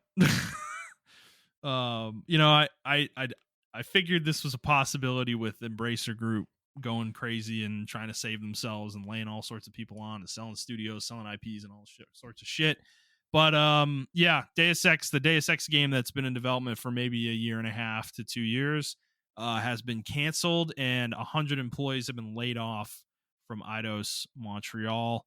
And yeah, I mean, this dude, I don't know. I'm like, on one hand, I'm like obviously really frustrated and really upset. On the other hand, should I have been surprised? I feel like, because when they were bought, I feel like kind of an idiot for having any hope that this would result in a game, ultimately in Deus Ex. Because I don't know, like, Embracer's been sus the entire time they've existed. It's like, so I don't. Was Square a good shepherd for this franchise? No, absolutely not. They were horrible. But was Embracer the right place for them to go either? No, definitely not. Frankly, if I ever want a Deus Ex game, I need the IP to be bought by Sony. That's like my only hope, I feel like, at this point. Sony or fucking like CD Projekt or something. Because I don't really think there's a lot of developers that can make these games in a strong way. And I just feel like Eidos Montreal losing 100 of their employees as well, just, dude, it sucks, because this is a super talented developer, and Embracer is going to ruin them. That's what it feels like now, because their last fucking game, which was the Guardians of the Galaxy game, was fucking excellent. Yep. And the Deus Ex game before that, Mankind Divided, was beyond excellent. Like, it's one of the best games I've ever played. And it's just like, it just frustrates me to see this happen with a team this talented, because it's just not right. Like, they shouldn't be in this situation. I just think it's really irritating. I hope that Embracer sells them to somebody that's like actually competent. Like, whether that's Microsoft, Sony, I don't care, CD Projekt, like, whatever. Like, just give them to a real publisher. because obviously they couldn't make this work, and I'm sure they're working on a game, something else. I don't know what that is. Maybe it's a Guardians of the Galaxy 2, maybe not. Maybe something completely different. Who knows? I mean, it's like the only franchise they're associated with is Deus Ex Eidos. So, or that's the big one they're associated with. So I don't know what else they could be working on, at this point. Yeah, But I think it's a shame, man. I don't really have any words because I'm nothing can really I can't really express how disappointed I am. I'm actually yeah, disappointed with the leadership of Montreal of Idios yeah, or Eidos, because it's like, why would you put yourself in this situation in the first place? And it's like maybe you didn't really know that this was going to happen, and or whatever. But I don't know. Maybe yeah. they should have But tried to buy themselves out or I don't think they something, man. can. Like, what Yeah, if they haven't made enough money, dude, to do it? yeah, that's Because true. like I'm looking at the game, like the list of games they've made, and it's really not that long. Actually, it's Deus Ex Human Revolution, Thief, Mankind Divided, then a couple weird little Deus Ex games, Shadow of the Tomb Raider, and then Guardians of the Galaxy in 2021, and that's Yeah, it. yeah. It was a So, couple of niche games. and So none of those games, not a single one of them sold well. So it's like I'm actually surprised they're still around. It's like I think the fact that the games are so high quality and critically acclaimed is like the reason they still exist, yeah, exactly. So I don't know. It's yeah, man. It's just one of those unfortunate, things that they just never really. You know, what it's gonna take. It's gonna take half the staff, like 90% of the staff, to leave, and then they gotta make their own studio again. Like they're gonna have to do a platinum game situation where they left Clover Studios slash Capcom, and then they just made platinum games. Like that. Yeah. That's what they're gonna have to do at this point, because Yeah. unfortunately, like they're gonna be stuck in this circle, and they're gonna have to make their own IP. They just can't make Deus Ex games anymore. They're gonna have to make a totally new thing or whatever the case may be. Um, Dude, I don't like, man. I'm sorry. If I was Sony right now and I saw this, I would be calling Embracer up and be like, "What do you want? How much?" Like no, I I wouldn't would even want to do buy. that. I feel like they're a perfect studio for Sony to add to their Oh, their one cat hundred percent. their stable of studios, and Deus Ex is a perfect IP for them to take as well and slot right in there. Like it's not a type of game that they make, Well, and my thing is, where's Microsoft at? They were huge on Tomb Raider, and it's yeah, like, why would you let that slip? And then on top of that, like you were saying, if Sony or Microsoft were to contact them, Embracer, I'm not saying how much you want. I'm saying, listen, you're in a desperate spot. I'll give you 100 million for Eidos Montreal right now. yeah, You take it or leave it. Like you don't yeah. have a choice at this point. You know what I'm saying? Like Yeah, no, this is the down period. Like, dude, they're not gonna get what they paid probably for this game exactly, if they tried to sell. Which maybe that would be a reason why they shouldn't. But canceling their Deus Ex game is not gonna make them more valuable. So, exactly. you know, oh, God, sucks. The other thing with this is the Adam Jensen voice actor came out and said that he hadn't been contacted at all in relation to this game, and so he's thinking it wasn't a Jensen game. But um, Jason Schreier was actually saying that the game wasn't even in active development yet. Like it Oh, it's still in mostly, like yeah, it was pre-production. still pre-production, and it wasn't planned to go into full production in 2024. Meaning that I don't know if they would have contacted the voice actor at this point in the project's like lifespan. So I don't know. If it wasn't a Jensen game, I'm not even sure how interested in it I would be then, because I mean his story's not finished. It clearly ended with more to tell at the end of Mankind Divided. So there's another game that they need to make at some point, but um who knows if we'll ever actually get it. So yeah, sucks. Um all right, watch out. Let's move on. We're done with news. Let's go to our topic for the week. So we just talked about layoffs, and we've been talking about layoffs like every fucking week this year for the show. And I just kind of wanted to talk about this in kind of more of a macro level, like industry wide. Like, what do you think all these layoffs mean for the video game industry at large? Um,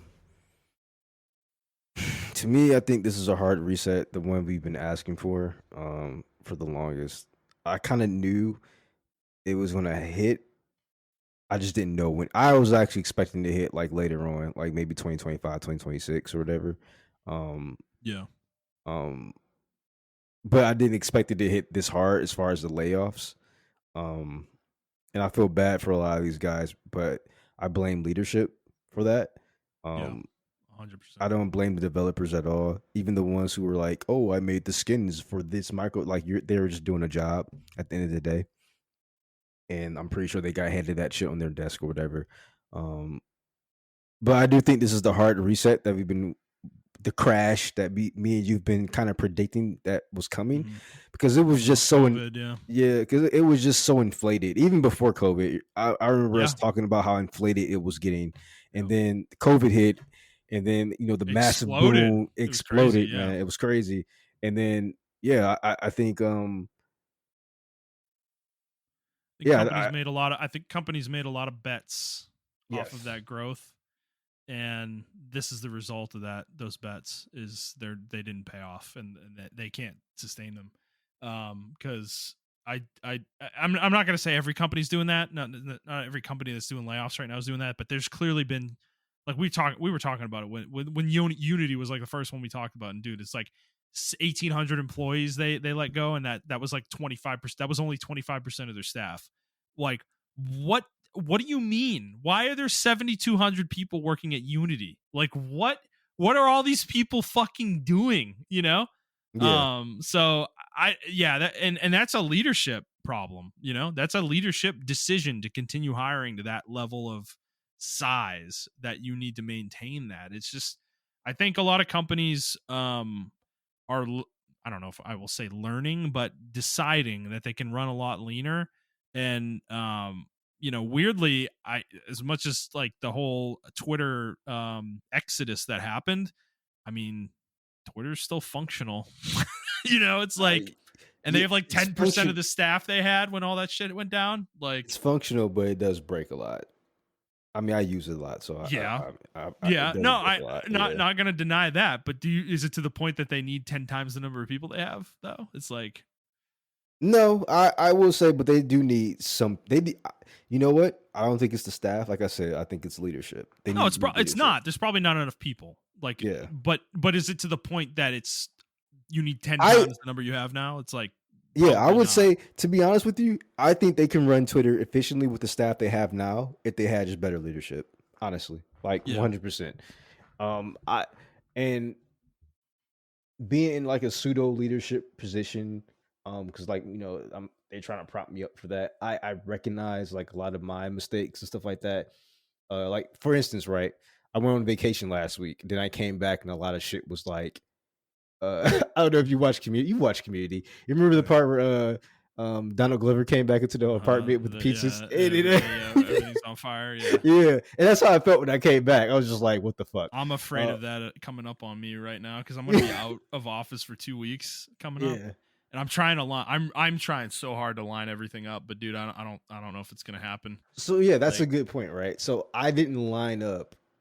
And when I mean line up, like not just finish my job and like make sure stuff wasn't, done. Like I made sure everything was done, all my tickets were done, and everything like that.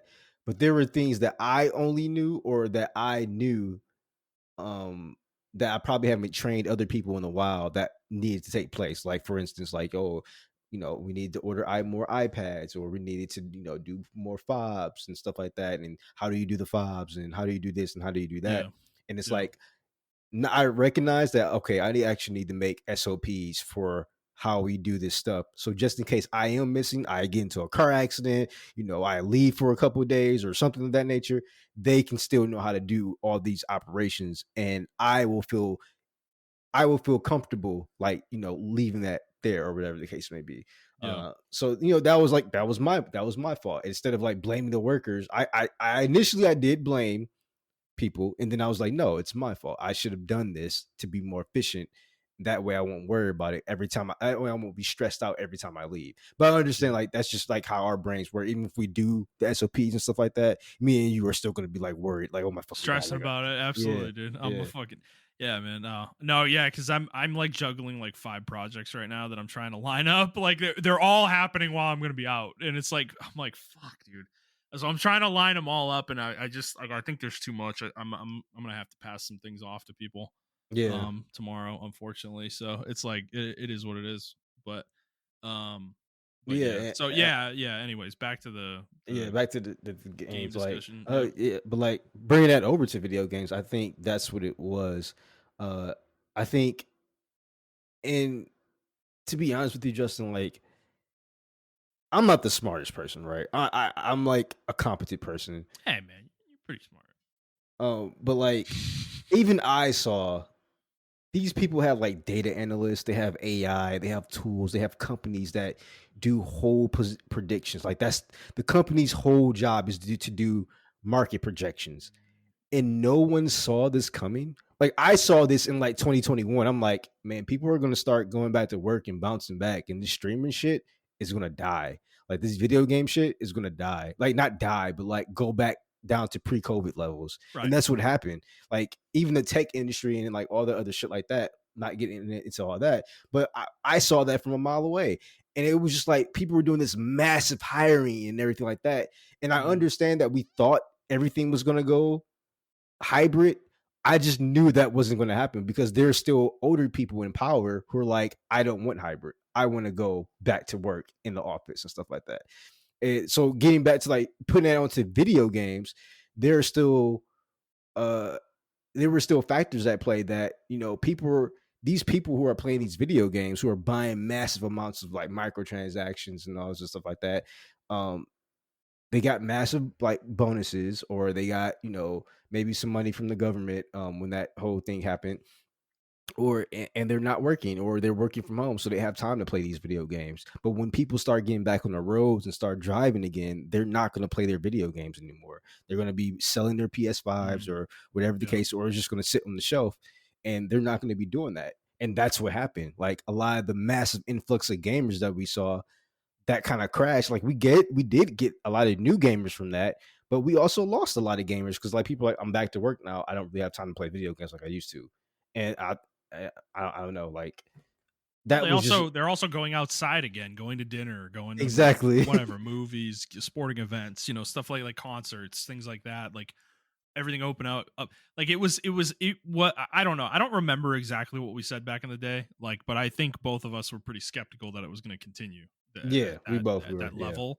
And then it clearly didn't the next year, and then the next year, and then this year, you know, this past year, and it's like, you know, like game growth is mostly flat. Like there's not really a lot of growth happening right now in the industry, and I think part of that, I don't know, part of that is it's all wrapped up in kind of what we're talking about, right? Like, dude, how can these companies continue to justify these dev cycles with the size of teams they have? The level of sales that they need to have to maintain their size is absolutely fucking astronomical, you know? Like Rockstar is a good example, right? They have like, I think they have like 2,000 employees or something like that worldwide, which you know, that's a lot for a development studio that makes like one game, you know, at any given time. To be honest with that, like I think that's kind of low. The quality of the game they put out to only have 2,000 Yeah, employees but is kind of amazing. Montreal, it takes them 6 or 7 years to make the games. Like, Yeah, that's true. That's true. you know, like that's the reality of it. So they're making them at that quality with that many people, but that's a large dev team for a studio making one game at a time, and you have to sell as much as they sell to maintain that. Like they need the level of success that they have. If GTA underperformed, you know, God forbid that's never going to happen, but let's say GTA 6 came out and it sold under 10 million copies, dude, Rockstar would get massive cuts, like massive. I mean, we're talking humongous percentage of people would get laid off over there, you know? And it's just like, so that's where some of these dev teams are right now, like Insomniac's in that boat where they're talking about the next game having over $300 million budget for Spider-Man 3. Like, dude, you have to sell 5 million copies off rip digitally just to even break even, dude. You know, it's like, what are you talking about? 5 million?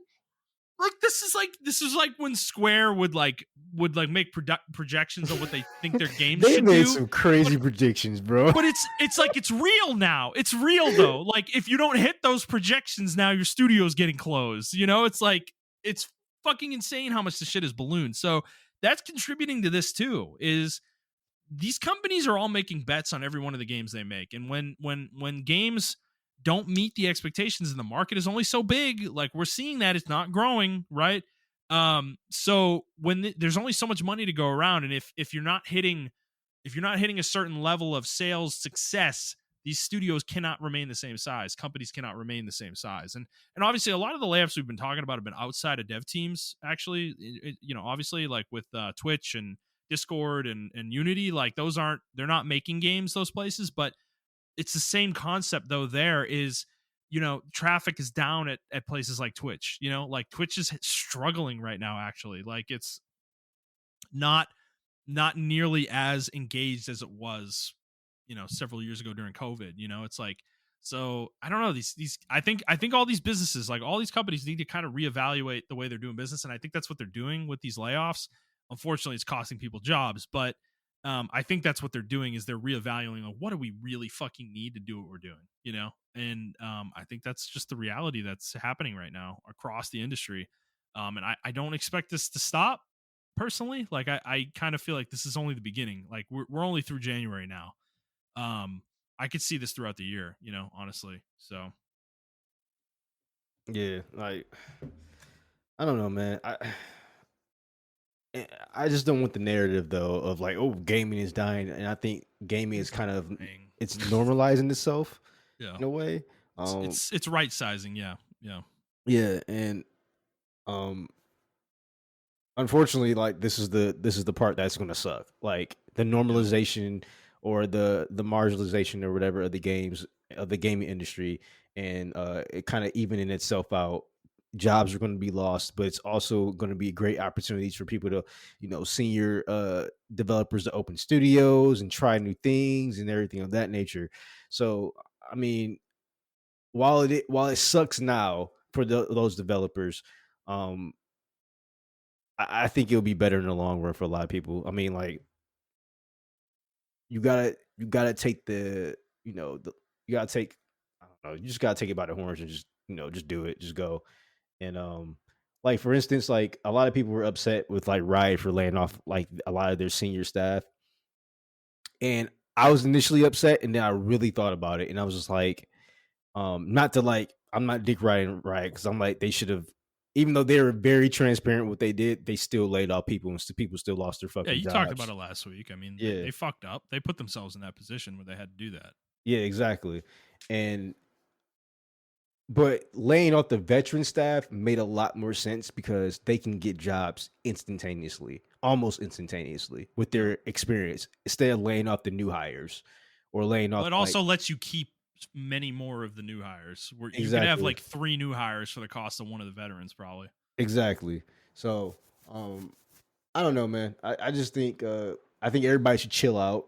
I don't think it's gonna be like we just always jump from one extreme to the other. Like, oh, the gaming industry's blowing up and it's just so good, and now the gaming industry's fucking dying. It's like, how about we just say it's kind of like normalizing. We just came out of one of the best years the industry's ever had in terms of like game releases and even money's made. So yeah. So I don't know. Gaming is okay. It's just people are losing their jobs. There are reasons for this, obviously, and we're not going to like some of the reasons, obviously, as people. But it is what it is. I mean, it was kind of it's kind of an inevitability, like it was going to happen at some point. Yeah, exactly. So and we're just going through it now. So like I said, I don't think this is the end by any means. Like I think we're going to see this all year. I think Embracer is going to continue to hemorrhage. Like if talking about them specifically again, like I think they're going to continue to hemorrhage people, teams, probably IPs. They're probably going to be selling a lot of shit this year. Like I could see entire publishing arms of theirs getting sold off because they are made up of multiple publishing groups that exist under their umbrella. So I could see that happening if they could find the right buyer for some of that stuff. And yeah, like they're going to get a lot smaller probably. But Yeah, I don't know, man. Like it's rough. It sucks. Like obviously, again, like we don't want to see anybody lose their jobs. That's not fun. It's not something that is a good thing really in any realm. But unfortunately, it's like it's just a reality you hit sometimes though when you make poor decisions. And I think a lot of these companies have made poor decisions, and some of them did it like during and after COVID. Some of them did it beforehand, though. Like where a lot of riots issues happened before COVID. They were bloating up before COVID started. Yeah. And that kind of explosion happened. Like a lot of the announcements we talked about with them happened. I think it was the end of 2019. So with like the fighting game and the RPG and the MMO and all that stuff that they announced. Like I remember that. So it's not all due to COVID, but I do think it had it was a contributing factor though for sure. Um so yeah. Anything else on this, Montreal? Nope, that's it. All right, fair enough. Let's move into our final segment of the day, which is guess the meta score. Scores are in for both Grand Blue Fantasy Relink and Persona 3 Reload, and we split it, Montreal. So you won Persona 3 Reload. It is sitting at an 89 right now. You guessed an 87. I guessed an 86. You cut me by one. I knew when you did that you were probably getting it, but but yeah, you got that one. And then Grand Blue Fantasy Relink, I got that one. I said it was going to be an 81, and it is currently sitting in at 80 right now. And you said 70, so Yeah, I did. I did. Yeah. You were off by quite a bit. I don't disagree with where you were coming from. I just kind of got a vibe though off this game that like it looked like a quality game. And I felt like people were going to, once I found out too, it was like no microtransactions, no plans for that. Like I felt pretty good about the game. So yeah, and I was just dark on it. I didn't know, but like I don't know, man. I was just still indifferent about it. And then once the game actually came out, played the demo and everything, I was like, oh, okay, this is actually a really quality game. Wait, you actually played the demo? Yeah. Oh shit, I didn't know that. Yeah, did you talk about it on the show? No, I didn't talk about it. Oh, what did you think of it? I thought it was pretty cool. I like it. I think it has.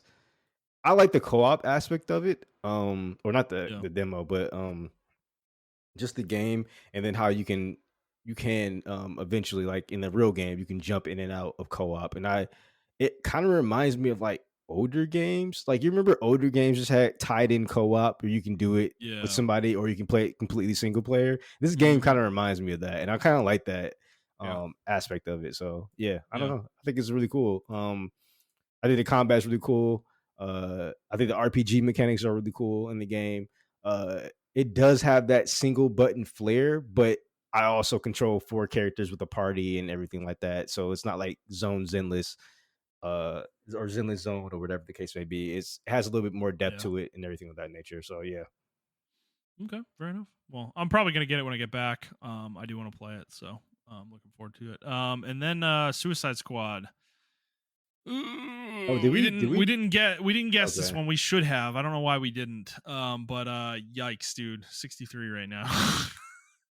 It is not doing good, not doing very well. So people are not liking it. So I do want to do some games though while we're here. Let's do Final Fantasy VII Rebirth. I feel like that's an easy one. Yeah, that's easy. I mean, we're probably both gonna guess like 9.5 or 10 or something like that. Yeah. Well, you go first. What's your guess? I do 9.5. 9.5.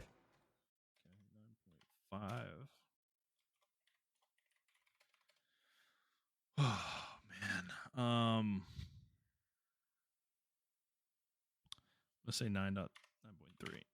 Okay. 93. I think that's a more even. Like the 9.3 is a more base score. Yeah.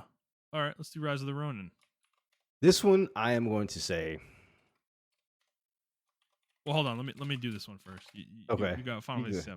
Yeah. I'm gonna say Rise of the Ronin. I think you and I are on an island. Yes, we definitely are. We definitely Neo, are. Yep.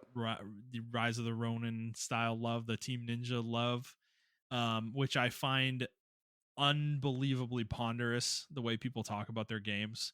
It annoys me to no end that people like they just put up whatever unrational barriers they can to not acknowledge how good these games are. But so given that, I'm thinking I'm gonna go 87. Oh, you're being very generous. I'm going 8. Straight 8. Yeah. I'm gonna start Actually, putting these in as numbers too, by the way, and taking the points out because that's the way okay. Metacritic scores it. So yeah, you're saying 80? Yeah, 80. I might. I'm not gonna do 7.5. I'm not gonna do 75. I'll do 80. Damn, that's brutal, man. 75. Because I really don't think people like Team Ninjas type games. Well, hold on. Let's go look at Neo and Neo 2 real quick. Okay. Neo 2 is at an 85 and Neo 1's at an 88. So, those two games specifically were pretty well liked. Okay. Yeah, you're right. I think this game will be in that realm. I think that's why I'm going with the score I went with. But okay, I can give you that. Yeah, but about okay. Wulong? Let me see. Okay, Wulong's at an 80. Okay. Yeah. I think Stranger Paradise is probably in the 70s. Yeah, I think that one is. That's because I think. Yeah, 72. I think. Well, we can guess Dragon Dogma, and I'll tell you what I think about Final Fantasy fans. I think that's a very dangerous IP to work on. Yeah, because the fans are so ravenous. They're like Pokemon. They're like Pokemon fans, dude. Yeah. They're very picky as well. I mean, Final Fantasy VII, the combat we saw, the rebirth rather, looks almost full blown action at this point. Yeah. Whereas like people hate Final Fantasy 16. I'm just like no sense. Exactly. So no, dude, it's the same. Dude, it is the same conversation. That is the same conversation as 13 versus 10, and I don't even want to hear it. I don't want to hear it. Like everyone hated 13 and yet falls over themselves to say how good 10 is. And 10 is more linear. I tried to replay 10 and it's so fucking boring. It's so boring. There's a reason I can't get through that fucking game. Like, I can't believe I beat that game. It's so boring. Bro, dude, by the end of the game, running through that I always forget the zone, the field where you have the chocobos and shit. It is miserable. Miserable. You get on the chocobo and you're like, oh, I'm running fast. And then you're like, oh, battle. 2 seconds later, battle. 2 seconds later, battle. I see a chest. I get a view on a chest and I have to fight 8 battles before I get to the fucking chest. It's miserable. I hate that fucking zone. God, it was horrible. So if I ever play Final Fantasy X again, I'm going to turn battles off in that area because I'm pretty sure you can do that in like the remastered version of the game. 13, like, it was a linear game. I just like that's exactly the comparison though. It's like, dude, is like people hating on 16 and it's not enough of a Final Fantasy game, but 7 remake and rebirth are okay. Like, what the fuck are you talking about, dude? Like, you're just picking and choosing for no reason. Like, you're exactly. Just, I don't know. You like there's some weird agenda there that I don't even understand. You know.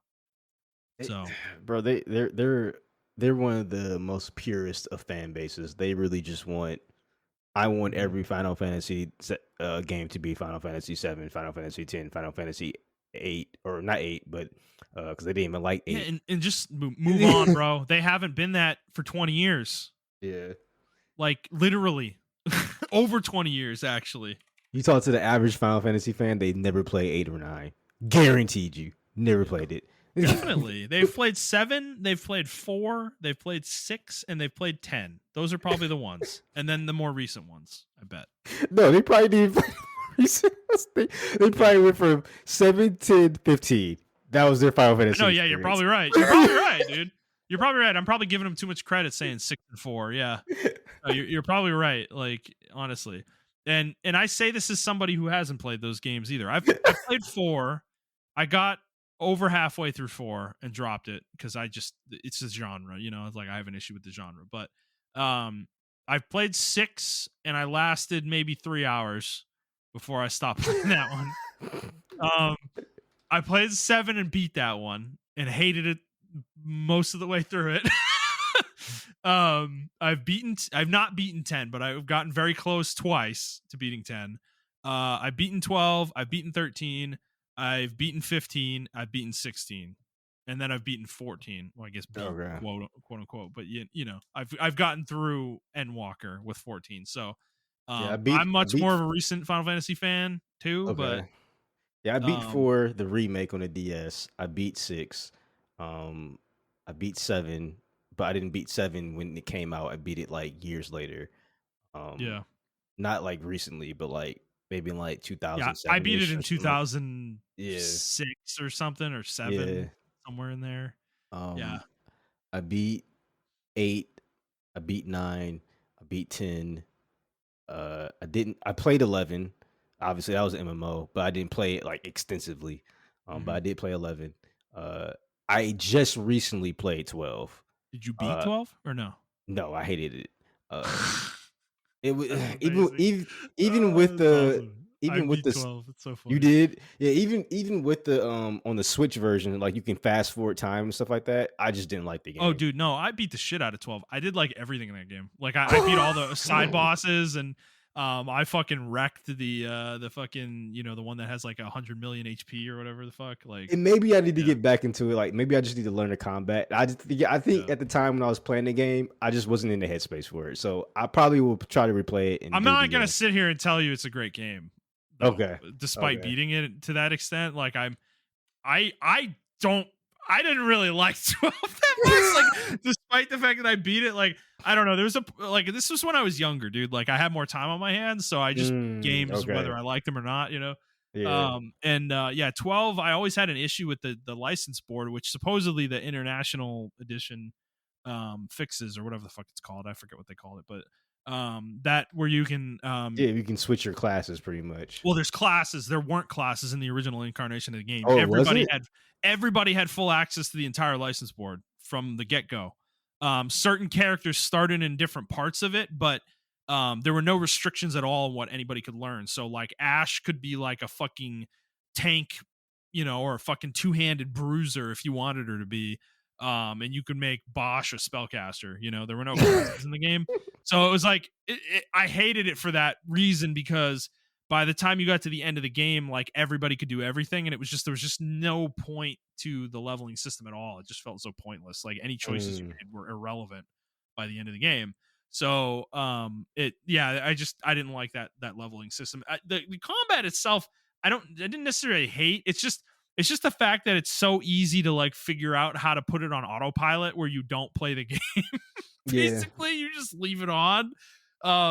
Because that's what I did. I remember there was a room where these oozes endlessly spawn in one of the mine cavern dungeons, and you can just put your party there and set the gambits up correctly, and you will get to level 99 in a night or two, you know, of just leaving it on.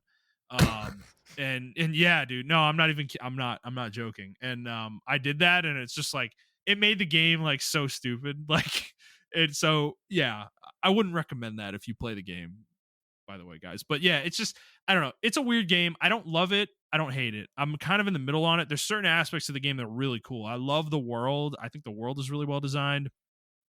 Very interesting.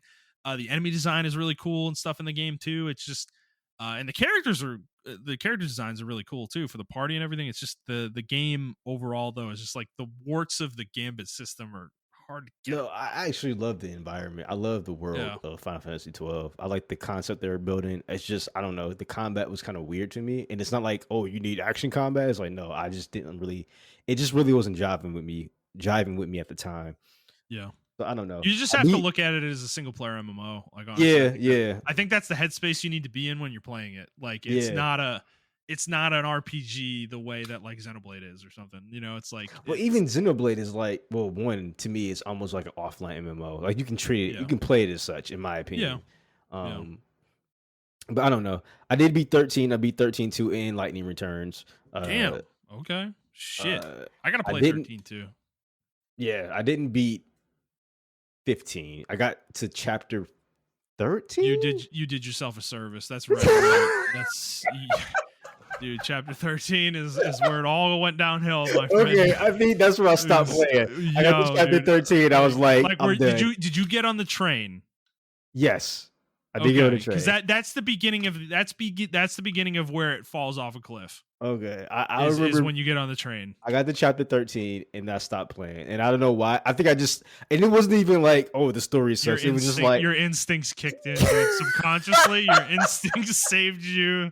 I think your subconscious was like, this doesn't feel right. Yeah, I just dropped the game and I never played it again. Like that was it. Until I tried to play the Royal Collection a couple years later. But there's some story beats in there that are just so hilarious where like you're on the train and you stop like a couple times and like the world gets more and more dark outside, and it's just like the acceleration of the plot is just hilarious in that point. You know what? I think that's what it was. It just didn't make sense to me. Yeah, nothing when you in the leave, game made everything's sense. great. The sky is blue, everything's wonderful, and then by the time you get to the end of the train, like the world, it's like Armageddon has come. It's just fucking ridiculous. And then they have that dragoon lady meet you at some point in that journey, and like you have this almost like heart to heart where she like kind of like like fist bumps you and is like, whereas she was like a fucking enemy the entire game. Like it just made no sense. And then Noctis like goes off by himself at the end, and you have to solo crawl a dungeon with no healing capabilities, basically.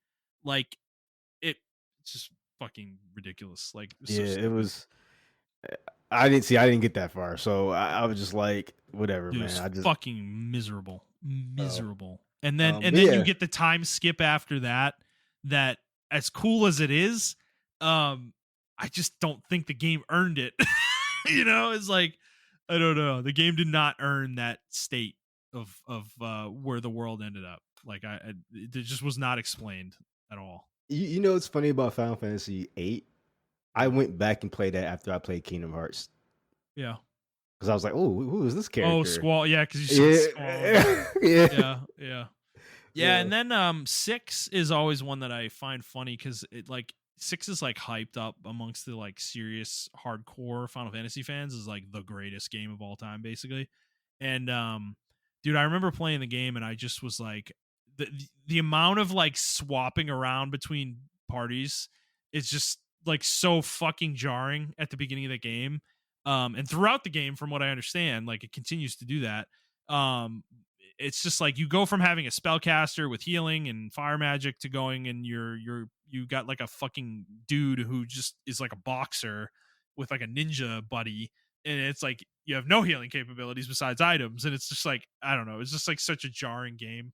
And I don't know, like I'm sure it's great. I need to play it in the pixel remaster form where I can just kind of like either skip battles or like play them really fast. Cause when I originally tried to play it on an emulator, I just was, dude, it like. Try to play the remaster. You'll probably like it a little bit more. Yeah. I just couldn't do it, man. It was like fucking, I don't know. I think I need to play all of them on the remaster though, because you can like completely change everything. Like you can accelerate experience gain, you can accelerate battles, you can accelerate animations, movement. You can turn battles off. Like I love that level of customization in the game, and that's how I would get through a game like that. I think at this point, like I can't play it raw, Yeah. I can't do it. I can't play those games like that. So yeah. Anyways, we got on a serious diatribe about Final Fantasy. Yep. Dragon's Dogma 2. What do you think the meta score I'm going to give this one a 90. 90? Okay. I think that's pretty ambitious. The first one was pretty well received, to be honest. I'm going to say 86. That's a more reasonable score. I think the first one got like an 87. Yeah. Maybe not. Maybe like an 80. It's an 80 actually. Yeah. Dark Arisen, I think. That's got an 85. That's the like after everything came out, like all encompassing version of the game. They call it the definitive edition of the game. That's what that is. Yeah. Yeah. Oh no. Sorry, Dragon's Dogma got a 75. Dragon's Dogma Dark Arisen got an 81. And you know why the reason it only got 75? Because people didn't know what the game was. Even I didn't know what the game was. And then I played it when Dark Arisen came out with like more knowledge of what to do and how to actually approach this type of game. And I was like, oh, this game is fucking amazing. Yeah. It's an exciting game. It looks good. We'll see. All right, we'll leave it there for now.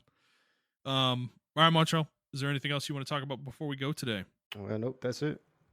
All right, everybody. Well, if you like this episode, please like the show, review the show, and subscribe to the show in order to feed you are listening to it on. And please share with your friends. If you'd like to interact with us on Twitter, you can do so at iTrap for the Hokage for Montreal. That is the number 4, not the word. I'm at ThunderNet01. The show is at The Player's Take. And if you'd like to send us a question, you can do so on Twitter, or you can send us an email, theplayerstake01@gmail.com. And one final reminder, I'm going to be gone next week. Montreal's going to be doing a solo episode. And I'll be back in 2 weeks. So we hope you guys enjoyed this episode. See you next week.